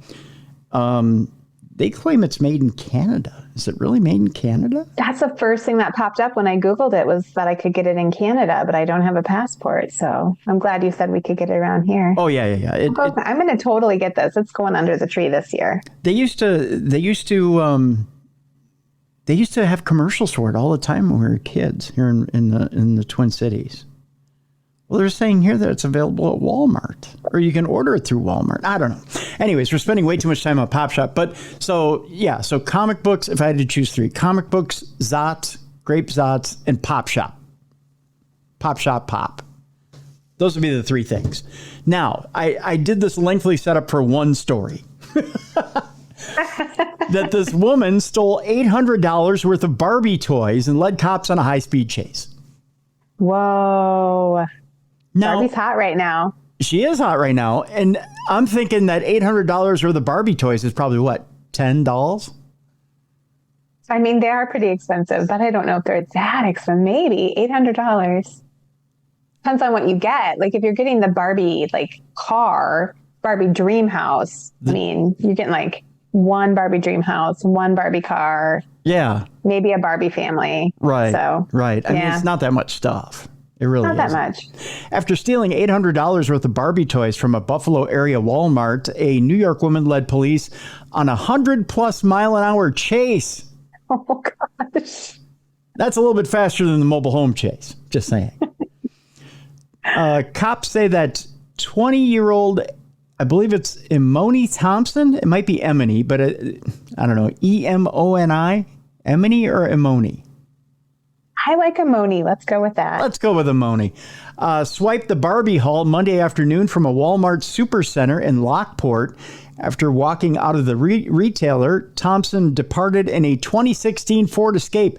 I'm impressed that she got a Ford Escape from 2016 above 100 miles an hour. Yeah, that is impressive. Yeah. That, according to the New York State Police. After officers spotted Thompson's car, they activated emergency lights and sought to have her pull over. Instead, Thompson had other ideas. She continued to flee, hitting speeds in excess of 100 miles an hour. I bet the steering wheel was shaking. Oh, the whole thing was shaking. It was shaking like she was having a seizure. Citing public safety concerns, cops say they discontinued the chase, but located the Buffalo resident the following day and arrested her for larceny, fleeing an officer, and multiple traffic offenses. Thompson was issued an appearance ticket and is due in Lockport court. Say that 10 times fast. You cannot. Next month. It is unclear whether the Barbie merchandise was recovered or whether the stolen goods included a dream house or any products featuring Ken, Barbie's reported boyfriend, or her sister Skipper. That's another one you got to say 10 times fast.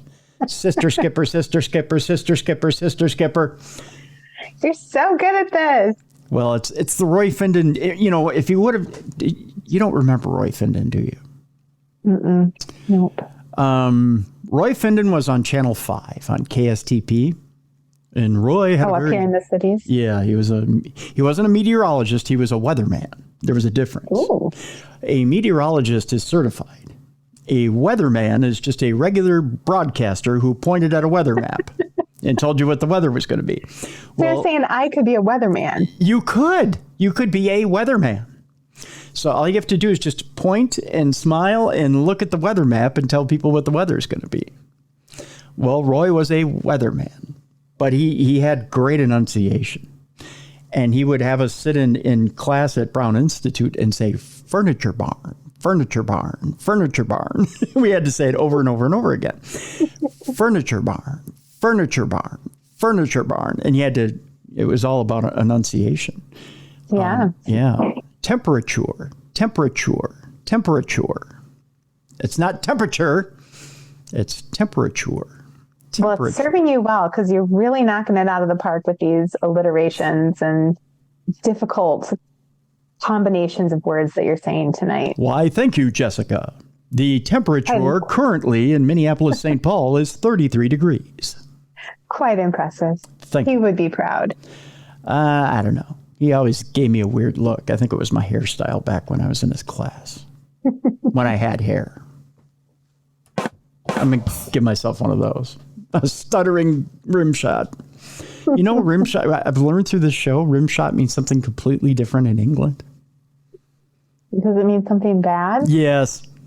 Mm-hmm. So every time I say rim shot, the people in England giggle.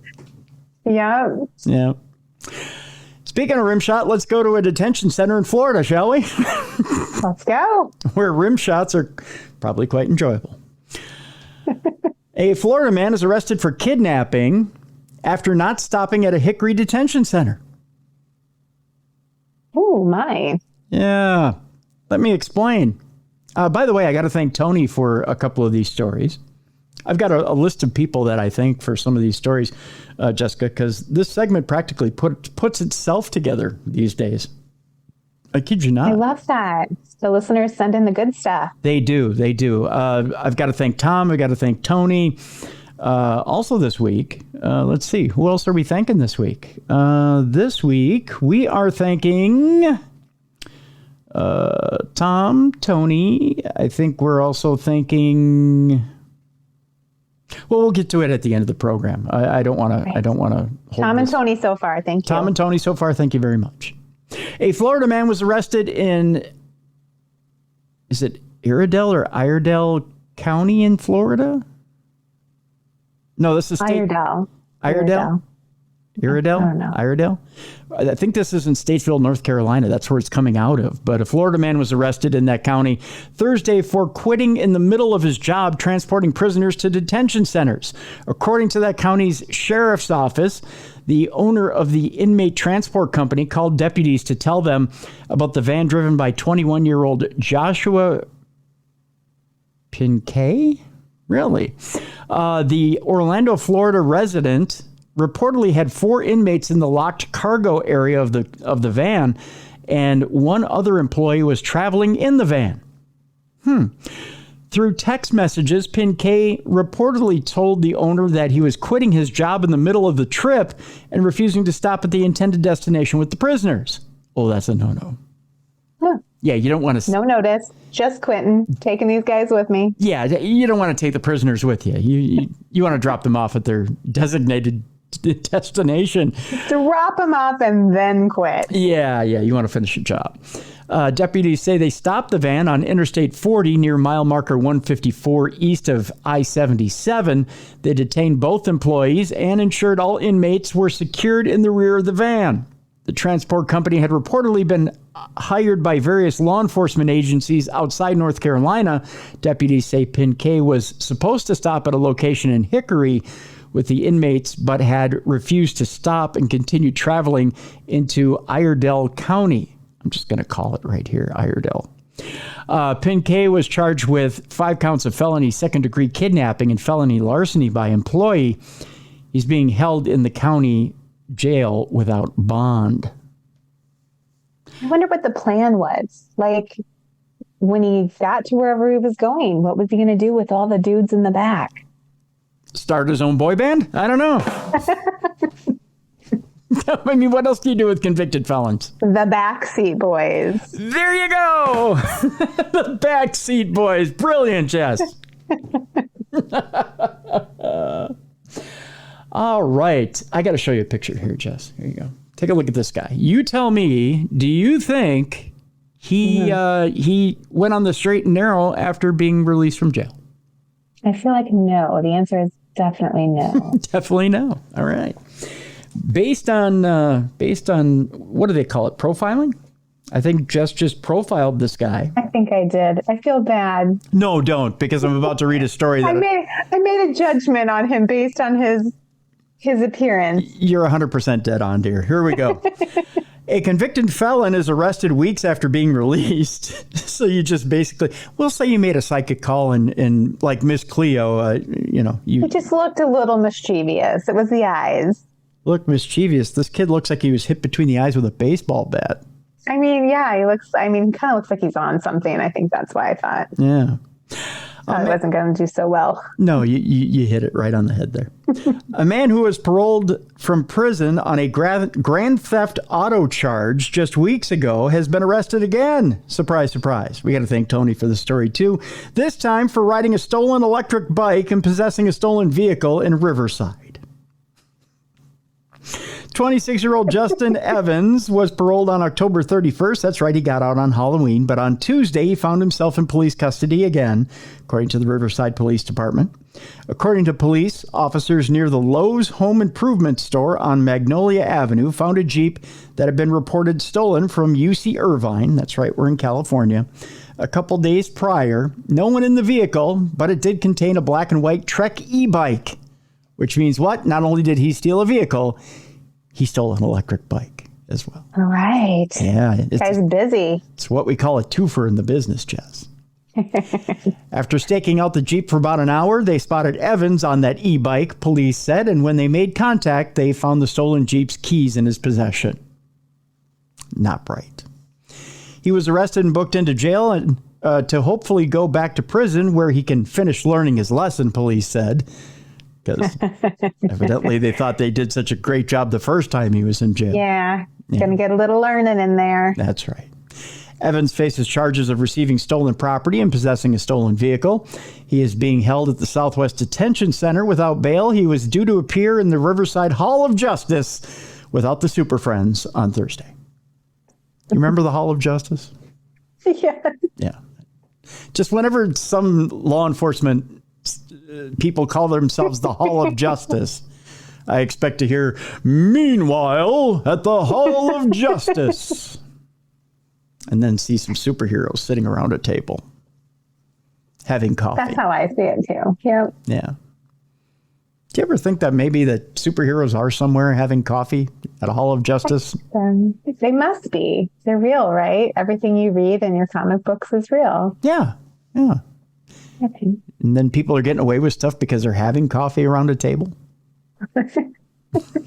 That's what the problem is. All the See? superheroes are too busy having coffee. And their little screen doesn't work. They're not getting the transmission that we're all in trouble. That's the problem. We're going to get into one of my favorite segments. By the way, at the end of the program here, Jess, at the end of Dumb Crime, Stupid Criminals, we do have our Not Safe for Work. Oh, yeah. Yeah, which is... I remember that from last time. Yeah, quite spicy today. Quite saucy. Ooh, okay. Or some liquid. I don't know. Am I old enough for this? I mean... I don't think so. We may have to ask you to leave the room, ma'am. Just saying. But before that, we're going to do the food portion. Get that out of the way. Ooh, yes, okay. we have a food portion today. We started a little bit with the chicken. We you always start with chicken. There has been a theme. There's been a lot of food in this one. We gave you the appetizer. We had chicken before. Okay. But we're gonna actually continue with chicken. I mean, because chicken on top of chicken? Yeah, chicken on top of chicken. You can't go wrong. Right? Wait, is this the not safe for work part? Chicken on top of chicken? No. It's getting racy. No. I'll tell you when we get to the not safe for work. Okay. We are almost there. We're about, what are we? We're about 4 stories away. So, no, but we're going to continue with chicken. We started with chicken, stealing chicken. Now we're going to talk about a little bit of hot grease that goes with the chicken. I am intrigued. Yeah. We're going to Macon, Georgia. Okay. Yeah. Where a Macon man is sentenced to 3 years in prison for throwing hot grease on a Popeyes employee. Aww. Sure didn't love that chicken from Popeyes Inn, did he? A Macon man pleaded guilty on Monday in Bibb County Superior Court for throwing a pot of hot grease on a man in a Popeyes restaurant. 25-year-old Jordan Alexander Duncan was sentenced by Judge David L. Mincy III. It's a very judge-like name. It is. David L. If you have the third at the end, you have to do something really fancy in your life. My dad's a third and he drives a bus. That's fancy. Yeah, fancy bus, right? Yes. Hello, fancy bus driver. I don't know why. He wears a beret. Yes. He's fancy. Yes. The kind he found at a secondhand store. I had to tie it all together. So Judge David L. Mincy III sentenced Jordan Alexander Duncan to 3 years in prison after he pleaded guilty to aggravated battery in the grease throwing incident. According to the story laid out by prosecuting attorneys, Duncan walked into the chicken eatery. What do you think of Popeyes? Do you think of it as a chicken eatery? I will now. Okay, good. Yeah. Just think of it as a disgusting grease pit. Fast food joint. Yeah. Duncan walked into the chicken eatery on Mercer University Drive in November of 2021 to pick up his last paycheck from where he worked, which would be there at the chicken eatery grease pit. When Duncan came into the restaurant, he grabbed a pot, stuck it into the fryer, and threw the grease onto Kelvin Early, an employee. How? That is no way to say, give me my check. Early suffered 2nd and 3rd degree burns. It was unclear in the account laid out in court why Duncan may have thrown the grease at Early, but Duncan, his attorney, and his mother all testified that he suffered from some mental health issues and substance abuse problems. Still not an excuse. Yeah, I feel like there's really not a good reason to throw a bucket full of grease on someone. No. Duncan said in court that he understood that he needed to change and that he was committed to getting there. He and his mother asked that he be sentenced to a rehabilitation program in addition to his prison time. Early was not in court for Duncan's sentencing, though prosecutors said he did want some form of punishment for Duncan. In addition to prison time, special conditions of the sentence told Duncan to stay away from both Early and the Popeyes restaurant. How about we just stay away from Friars completely? Keep that guy away from the grease. Yes. How about a nice job sewing for the rest of his life? Oh, wait, no. Needles could be dangerous. No, needles. Legoland. Maybe a bakery. Could he do a bakery? No, ovens. Putting people on hot substances. Legoland. All right. I think that would be safe. Unless he got mad and knocked over the giant Lego dinosaur on someone. Yeah, that's true. I feel like no place is really safe for him. Build-A-Bear? Okay. Build-A-Bear. Build-A-Bear. That could work. All right. Yes. Good. We continue on with our food extravaganza today. More chicken? No, we need something to wash it down with, Jess. And earlier you mentioned that your books are made with Cheetos and wine. Of course. We go to Wawa. You ever been to a Wawa? No, but I love the sound of them. The Wawa. The Wawa. The Wawa is heaven on earth. It's like fancy gas station, grocery store type situation. Yes. Yeah. That makes the best grinders and hoagies on the planet. Ooh. Where do they have them at? They don't have them around here in Minnesota. East Coast. Okay. Yeah. It's a Pennsylvania, Philly type deal. I have to find one next time I'm out there. Yeah. A disgruntled Wawa customer knocks a man out because he refused to pay for her wine. The woman knocked a man out? Yeah, this time we're going to Florida, though. There are Wawas in Florida. Oh. And we're going. And this time it's Florida woman. It's Florida woman. Not Florida man. Not Florida man. We go to Sanford, Florida, where a woman was arrested after she assaulted a couple at a Sanford Wawa after they refused to pay for her wine. You ever been so aggressive you've knocked somebody out over your wine, Jess? No.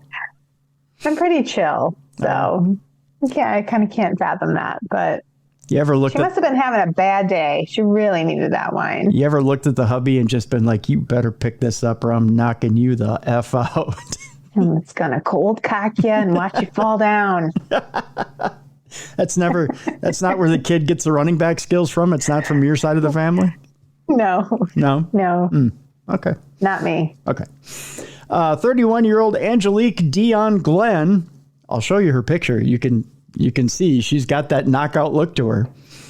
And I'm not talking about she looks like a knockout. She's got a knockout look to her. In fact, I'll just show you, and then that way you'll see what I'm talking about. She looks like she could kick my butt. Yeah, she looks like she could kick my butt. Oh, yeah. She looks mad, too. Yeah, she looks like she needs a couple of bottles of wine. Not just one. Not just a glass. A little meditation and wine. Meditation?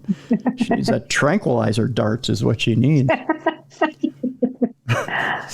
31-year-old Angelique Dion Glenn was arrested on 2 counts of aggravated battery with a deadly weapon following the Thursday incident. A woman who was with her boyfriend told police that Glenn had accidentally placed her wine bottle with their order. Yeah, accidentally. Air quotes. Yep. Once the couple realized they paid for Glenn's wine, they got their money refunded. According to arrest records, Glenn reportedly got upset and made a statement saying, "Why can't you just pay for my bottle of wine?" She began to threaten the woman and her boyfriend before taking a wine bottle and striking the woman in the head with it. Oh my gosh. It's not that serious. It's never that serious. That's crazy. Mm-hmm. The woman told police after she was hit with the bottle that Glenn hit the woman's boyfriend in the face with the wine bottle, knocking him unconscious. Dear God. Oh, the mental picture of this scene. Crazy. I know, right? Glenn allegedly continued to make threats towards a woman's boyfriend, threatening to kill them as she was walking out to the parking lot. Stay classy. Wow. Yeah. Stay classy. Or maybe it should be stay glassy. I'm not sure. It is wine. The cashier also told police she witnessed Glenn hit the couple with the wine bottle, attempt to leave the store, and return to strike the man with the wine bottle again. He came back for more. Well, she needed an extra hit. I'm not even going to hit the rim shot on that. She sounds darling. Mm-hmm. According to police, Glenn called an Uber who refused to drive her, so she left the Wawa by foot. Glenn was arrested and taken to the Seminole County Jail. Wow. You know, I hear the Twins need a new designated hitter for the season. We found her. Yep, she's batting 1,000. Just has to hit with a bottle of wine. That's right. She can't use a bat, but boy, you put a bottle of wine in her hands and she's hitting anything that moves. Oh, it's a home run. Look at her. Is that a bottle of Chardonnay? Boom. Go, Glenn, go. I tell you, takes all kinds. It does. Keeps life interesting.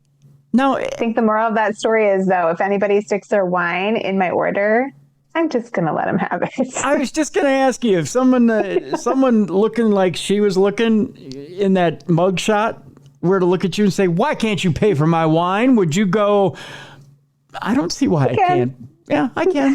Hey, it's only $10. Although I have a feeling that the wine that they were paying for is probably $3.50.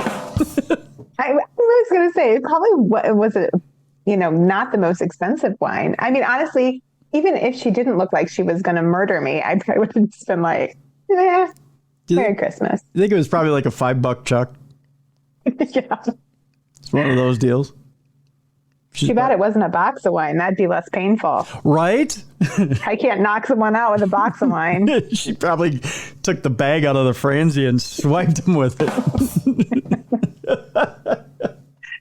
See, this just increases my love of boxed wine. It's just safer all the way around. It is, yeah. Hit me with a bladder of wine. Sploosh.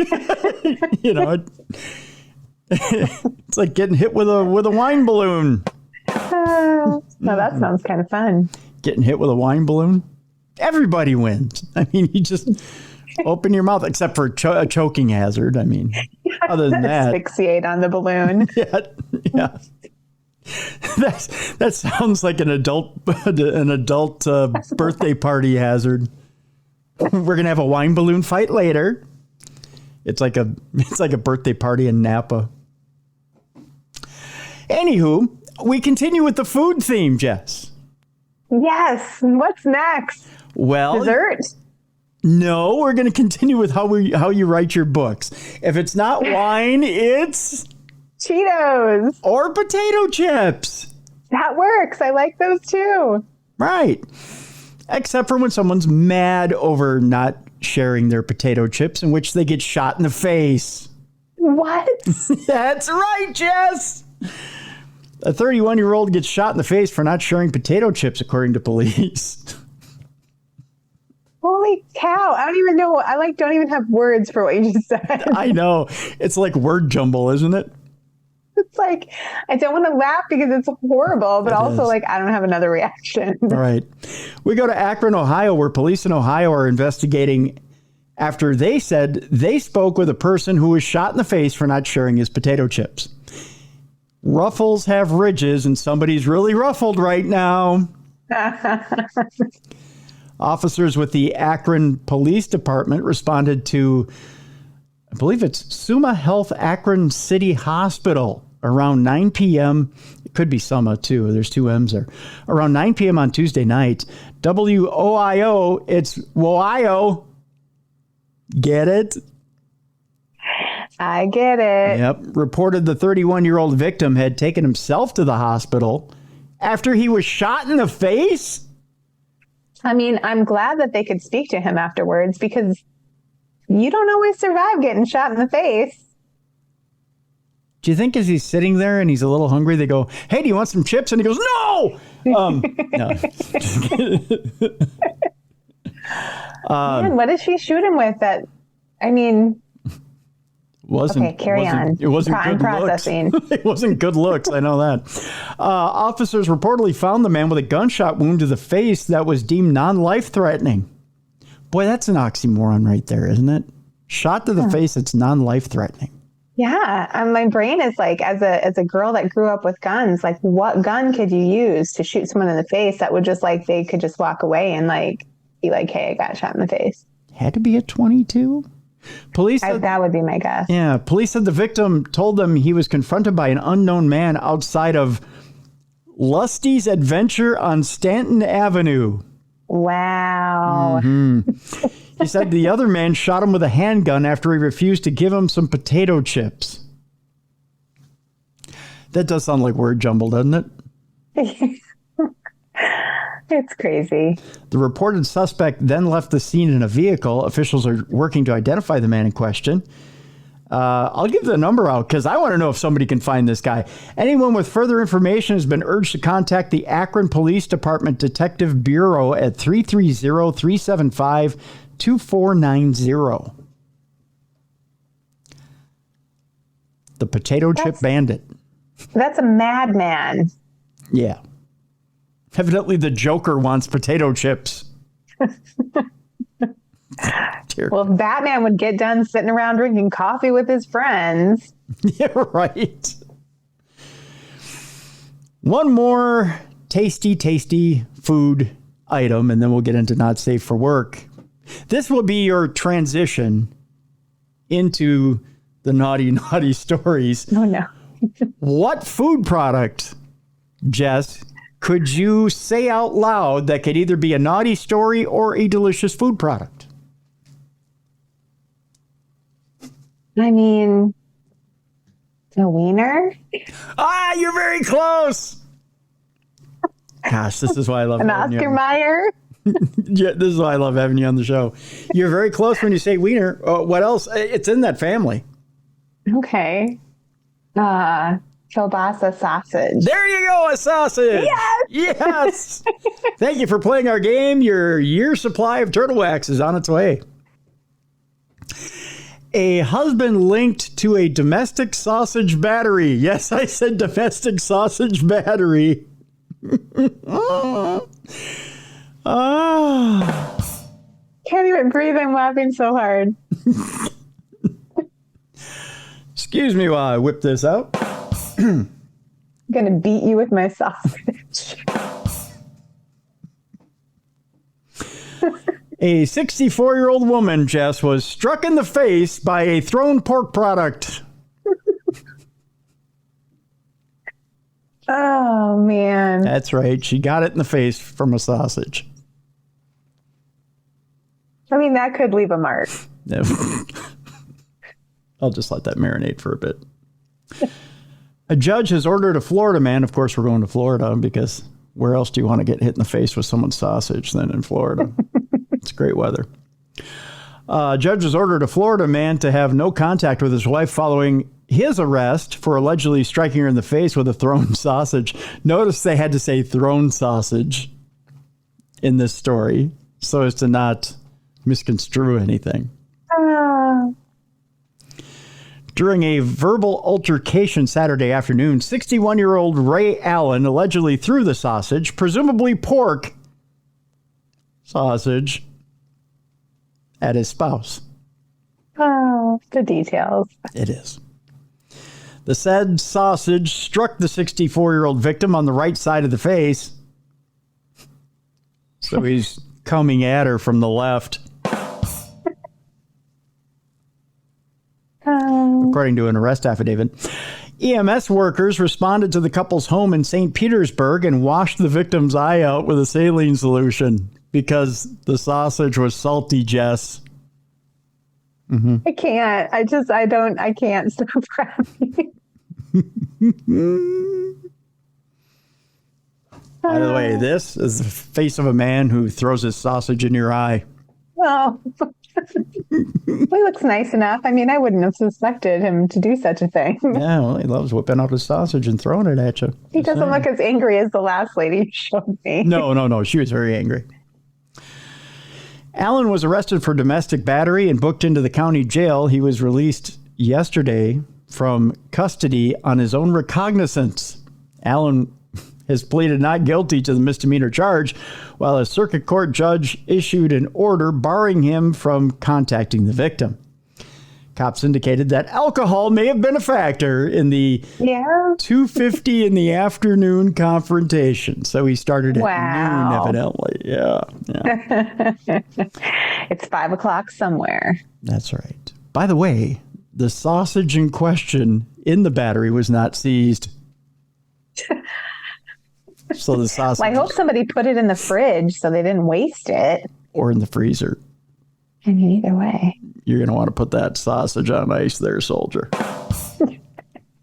Just saying. That according to Officer Vincent Calvino, who evidently got to touch the sausage in question. Just saying. Did he get to taste it? Ah! I had to hit that button twice in succession. It was so good. Okay, now is that time. If you thought that was double entendre city, now is the time where we do the not safe for work. If you thought that wasn't safe for work, the not safe for work portion of our program. So if you've got little kids in the room, for some reason, why you didn't escort them out during that last story, I have no idea. But now is the time to escort them out. If you're at work, turn down your listening devices or put in your earbuds, one or the other. It's time now for NSFW, our not safe for work portion of Dumb Crime, Stupid Criminals. Here we go in 5, 4, 3, 2, 1. Oh, Jess, guess what? What? We found the most demented man on earth to start out our first story. Yeah. We're going to a hospital where this particular hospital guard decided he was going to have sex with a corpse. What? Mm-hmm. Not just any old corpse. Oh, no, Jess. It was a corpse in the morgue freezer. Whoa.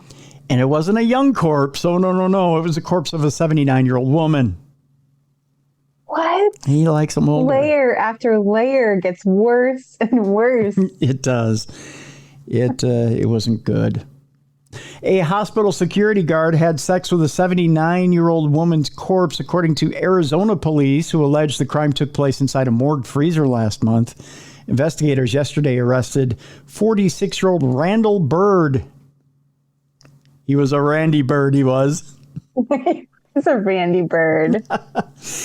On multiple counts of crimes against the dead person, which is a felony.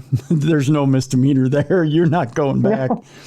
Until his recent firing, Bird worked at Banner University Medical Center in Phoenix, where he was responsible for transporting bodies to the hospital morgue. I'm going to put a very morbid thought into your brain. Okay. You already have, but let's layer it up with some more. Let's layer it up a little. You ready? This man worked at Banner University Medical Center in Phoenix, transporting bodies to the hospital morgue. Just got caught having sex with a corpse. Yeah. How often do you think he did that? Not his first time. No. Definitely. No. Cops alleged that is where Bird, it says here in the scene at right, I'm going to show you this man's picture. Tell me this guy isn't a dead body screwer. I mean, he does not look okay. No, he looks like he has issues. Just saying. Would you describe for our audience, Jess, what you see when you see this man? I mean, put him back up. Okay. Let's see here. Here, you tell our audience when I show you this picture what you think. All right. Describe him for our audience. So he doesn't have any hair on his head, but he has some facial hair. His lips are pursed together really tight. Mm-hmm. He's got like these bags under his eyes, and he just looks like he kind of wants to rip your throat out and then have sex with your neck. Then have sex with your neck? Is that what you said? That's pretty accurate. That is very accurate. There's not a happy bone in his body unless that happy bone wants to go into your corpse. Just saying. Yeah. Yeah.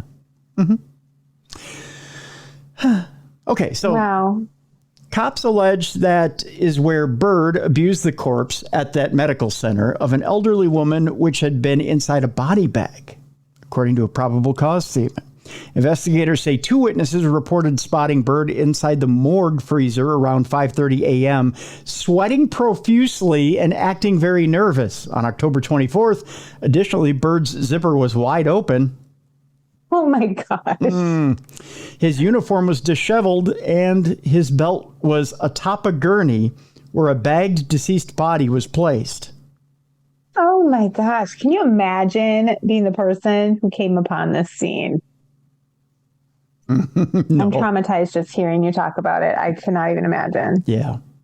The morgue doors had been locked from the inside, according to cops. The body bag, which held the victim, had been completely unzipped open, and the corpse was face down, and the victim's hospital gown had been rolled up above her belly button area, exposing her naked body from the waist down. When the witnesses entered the morgue, they told police Bird sought to cover up the dead woman's body by pulling down her gown. I think it's a little too late. I'm afraid you're busted. Yep. Bird claimed to have had a medical episode while inside the freezer and could not recall what had transpired afterwards. Weakest excuse in the book. However, cops say Bird's DNA was found on the corpse of the woman who had died of natural causes. Post-mortem rib fractures were also detected on the victim's body. Oh my gosh. So he was like roughing her up? Dude goes hard. He goes hard in the paint. Just saying. Oh my gosh. Yeah. Bird, who is scheduled for a preliminary hearing next month, is free on supervised release, believe it or not, until that court appearance. He's not. That guy should not be among any other population of people other than people in prison. Right? But he's free on his own recognizance. Oh, heaven help. You could like walk upon that guy in the grocery store. He's probably in the meat freezer getting busy. Oh, no. A hospital spokesperson said that coworkers had identified and reported concerning behavior of an employee in the hospital morgue, which prompted an internal investigation, the filing of a report with law enforcement, and the firing of Bird. And we talk about... We should like rape kit every corpse in that morgue now. Like, right? I've definitely done this before. I think so. And finally, our final story, as if that wasn't disturbing enough. Tell me this one is not worse. Oh, this one's worse. Oh, no. No, it's the only reason I have you on, Jess, is just to see how much I can gross you out. Finally, on Not Safe for Work and True Crime Tuesday. And Dumb Crime, Stupid Criminals. Gunfire erupts after a golden shower. Just letting that sink in for a minute. Charges are filed following a $300 Days Inn encounter. Just remember, Jess, if you ever feel like ordering a golden shower, you can do so at the Days Inn. I don't know why you would. You're kind of a classy lady, Jess. I don't think that would ever... Sounds fancy. It does sound fancy. It does, doesn't it? It sounds like something you would see in a pasture with unicorns. A nice golden shower. It seemed like a straightforward arrangement. I give you $300. You urinate on me in the bathroom of the Days Inn across from the Ryder rental office in York, Pennsylvania. Okay, so I was thinking of like, a shower, like, encased in gold. No. Okay. No, we're yeah. talking okay. about pee-pee play here, Jess. I don't understand any of this. Necrophilia, people peeing on people. Okay, carry on. But while the pay-for-spray arrangement appears to have gone as planned inside room 140, during a subsequent encounter in the hotel parking lot, a 66-year-old man who paid the female provider, fired a shot at the woman's Nissan Rogue as she drove away. Okay, so room 140 at the Days Inn in what town? Because we're never, ever staying in that room. That's so nasty. York, Pennsylvania, which used to host Phenomenology. Have you stayed there? Not at the Days Inn. I've stayed at other hotels in York, but not the Days Inn. Yeah, don't stay there. I didn't know that PP Play was available in York. It's not. It's not. The gunman, 66-year-old, get ready for this, 66-year-old David Martin Butts, spelled like it sounds. Stop, this is not real. It's real. Apparently believed that 34-year-old Brittany Abbasid, I think is what her name is, had swiped his wallet after she finished urinating on him while he laid in the tub. Let me show you what Brittany looks like here. This is what $140 gets you if you need to be pissed on. Right? Okay. Just saying. That's the $140 pisser right there. Oh, so man. Well, I guess at least they did it in the bathtub, not like in the bed. Well, you don't want a damage deposit there, Jess. That's for sure. That's true. Yeah. According to a probable cause statement, both Butts and Abbasid, in separate police interviews, confirmed that the terms of their Days Inn golden shower happened 2 weeks ago.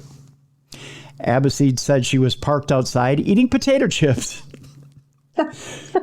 when Butts confronted her and fired a single bullet, leaving a hole in a passenger side door. Well, Butts said that he feared Abbasid may have been reaching for a weapon while inside her car. He didn't recall shooting his gun. Oh, but he recalled the golden shower just fine. Cop? Go ahead. I'm sorry I cut you off there. No, she's reaching in and eating her bag of chips and he thinks she's going for a weapon. Yeah. I hope she washed her hands after. I was just thinking the exact same thing, but I wasn't going to say anything. I'm glad you Sorry. Yeah, no, that's fine. That's fine. Cops recovered a 9mm cartridge casing at the scene and later seized a 9mm Sig Sauer handgun from Butts, who lives in Harrisburg, which is about 30 miles from the Days Inn. Butts was charged with multiple assault counts, reckless endangerment, and patronizing a prostitute. He's free on $75,000 bond, scheduled for a January 4th preliminary hearing. Abbasid I'm not saying Appleseed, but Abbasid was charged with several misdemeanors, including promoting prostitution and theft. She was freed from jail after posting $5,000 bond and is also set for a January 4th court appearance. Abbasid, who appears to have worked as an escort for more than a decade, received a $16,040 Paycheck Protection Program loan in 2021, believe it or not. Her industry, get this, Jess, her industry at the time is listed in federal records as independent artists, writers, and performers. What? Who knew that? What kind of performance? It was, you know what? I think I know what her art was. When she went to fill out the application. So she put down independent artists, writers, and performers. When they asked, what is your performance? She said public piss play. There you go. Nailed it. And nailed her. So that'll do it. That is Dumb Crime, Stupid Criminals for this week. Did you have a good time? That was a good one. I mean, I'm going to have to go purge my mind of the last two stories, but the rest of them were great. I'm sorry, Jess. I knew part of it might scar you, but... I know. It's so bad. I might have to go watch a Hallmark movie or something, which is so not like me, but something... I think normally it's like, a murder show before bed. I think I have to go watch Candace Cameron Bure, fall in love with someone under a mistletoe or something awful like that. You're not safe from that anymore. Did you see the story that there's now the first ever Hallmark Christmas movie with a sex scene in it? What? Yes. Well, it's about time. It's about time Santa gets his claws on, if you know what I'm saying. Yeah. Yeah. Maybe I will watch a Hallmark movie. See, huh? They're getting a little racier over there at the Hallmark Channel. Just saying. So remind people again what you got going on coming up. All right, I've got to look at my calendar. Oh, I've got one coming up in just a couple weeks on a Saturday. I believe it's the 16th in St. Paul. We have an event at the Manor House. There's 2 ticket options between 7 and 9 and 10 and midnight for a paranormal investigation. And then coming up the first weekend in January, that first Thursday, Friday, Saturday, we have an event at the Palmer House with Ghost Stories Inc. and doing a paranormal creative retreat. Nice. And again, we'll have links in the description of this program so you can join Jess and Ghost Stories Inc. on those trips. Jess, I want to thank me here. Thank you. You beat me to the punch. I wanted to thank you so much for joining us here today. Hopefully tomorrow we got Bruiser back and we'll have supernatural news and Parashare for tomorrow. So for Jessica Freeberg, I'm Tim Dennis. Thank you so much for joining us today for True Crime Tuesday. I want to thank Harry MacLean as well. The book, by the way, and I encourage you all to go get it. It is an exciting book. It's an interesting book. The compilation of everything that is Charles Starkweather and Caril Ann Fugate. The name of the book is The Untold Story of the Killing Spree That Changed America, Starkweather. It is the perspective of someone who was there at the time that the Charles Starkweather killing spree was happening. That link is in the description of this program as well. Folks, you got to go get this book. It is one of the best nonfiction books of 2023. You're going to want to go get it. Testimonials from people such as Catherine Ramsland and Ron Francel. You got to get a copy of this book. It's well worth it. That description, or that link is in the description of this podcast as well. I encourage you to go get that book, read that book. You're going to enjoy it. Again, for Jessica Freeberg, I'm Tim Dennis. Thank you so much for joining us again in the best of true crime podcasting. This is True Crime Tuesday.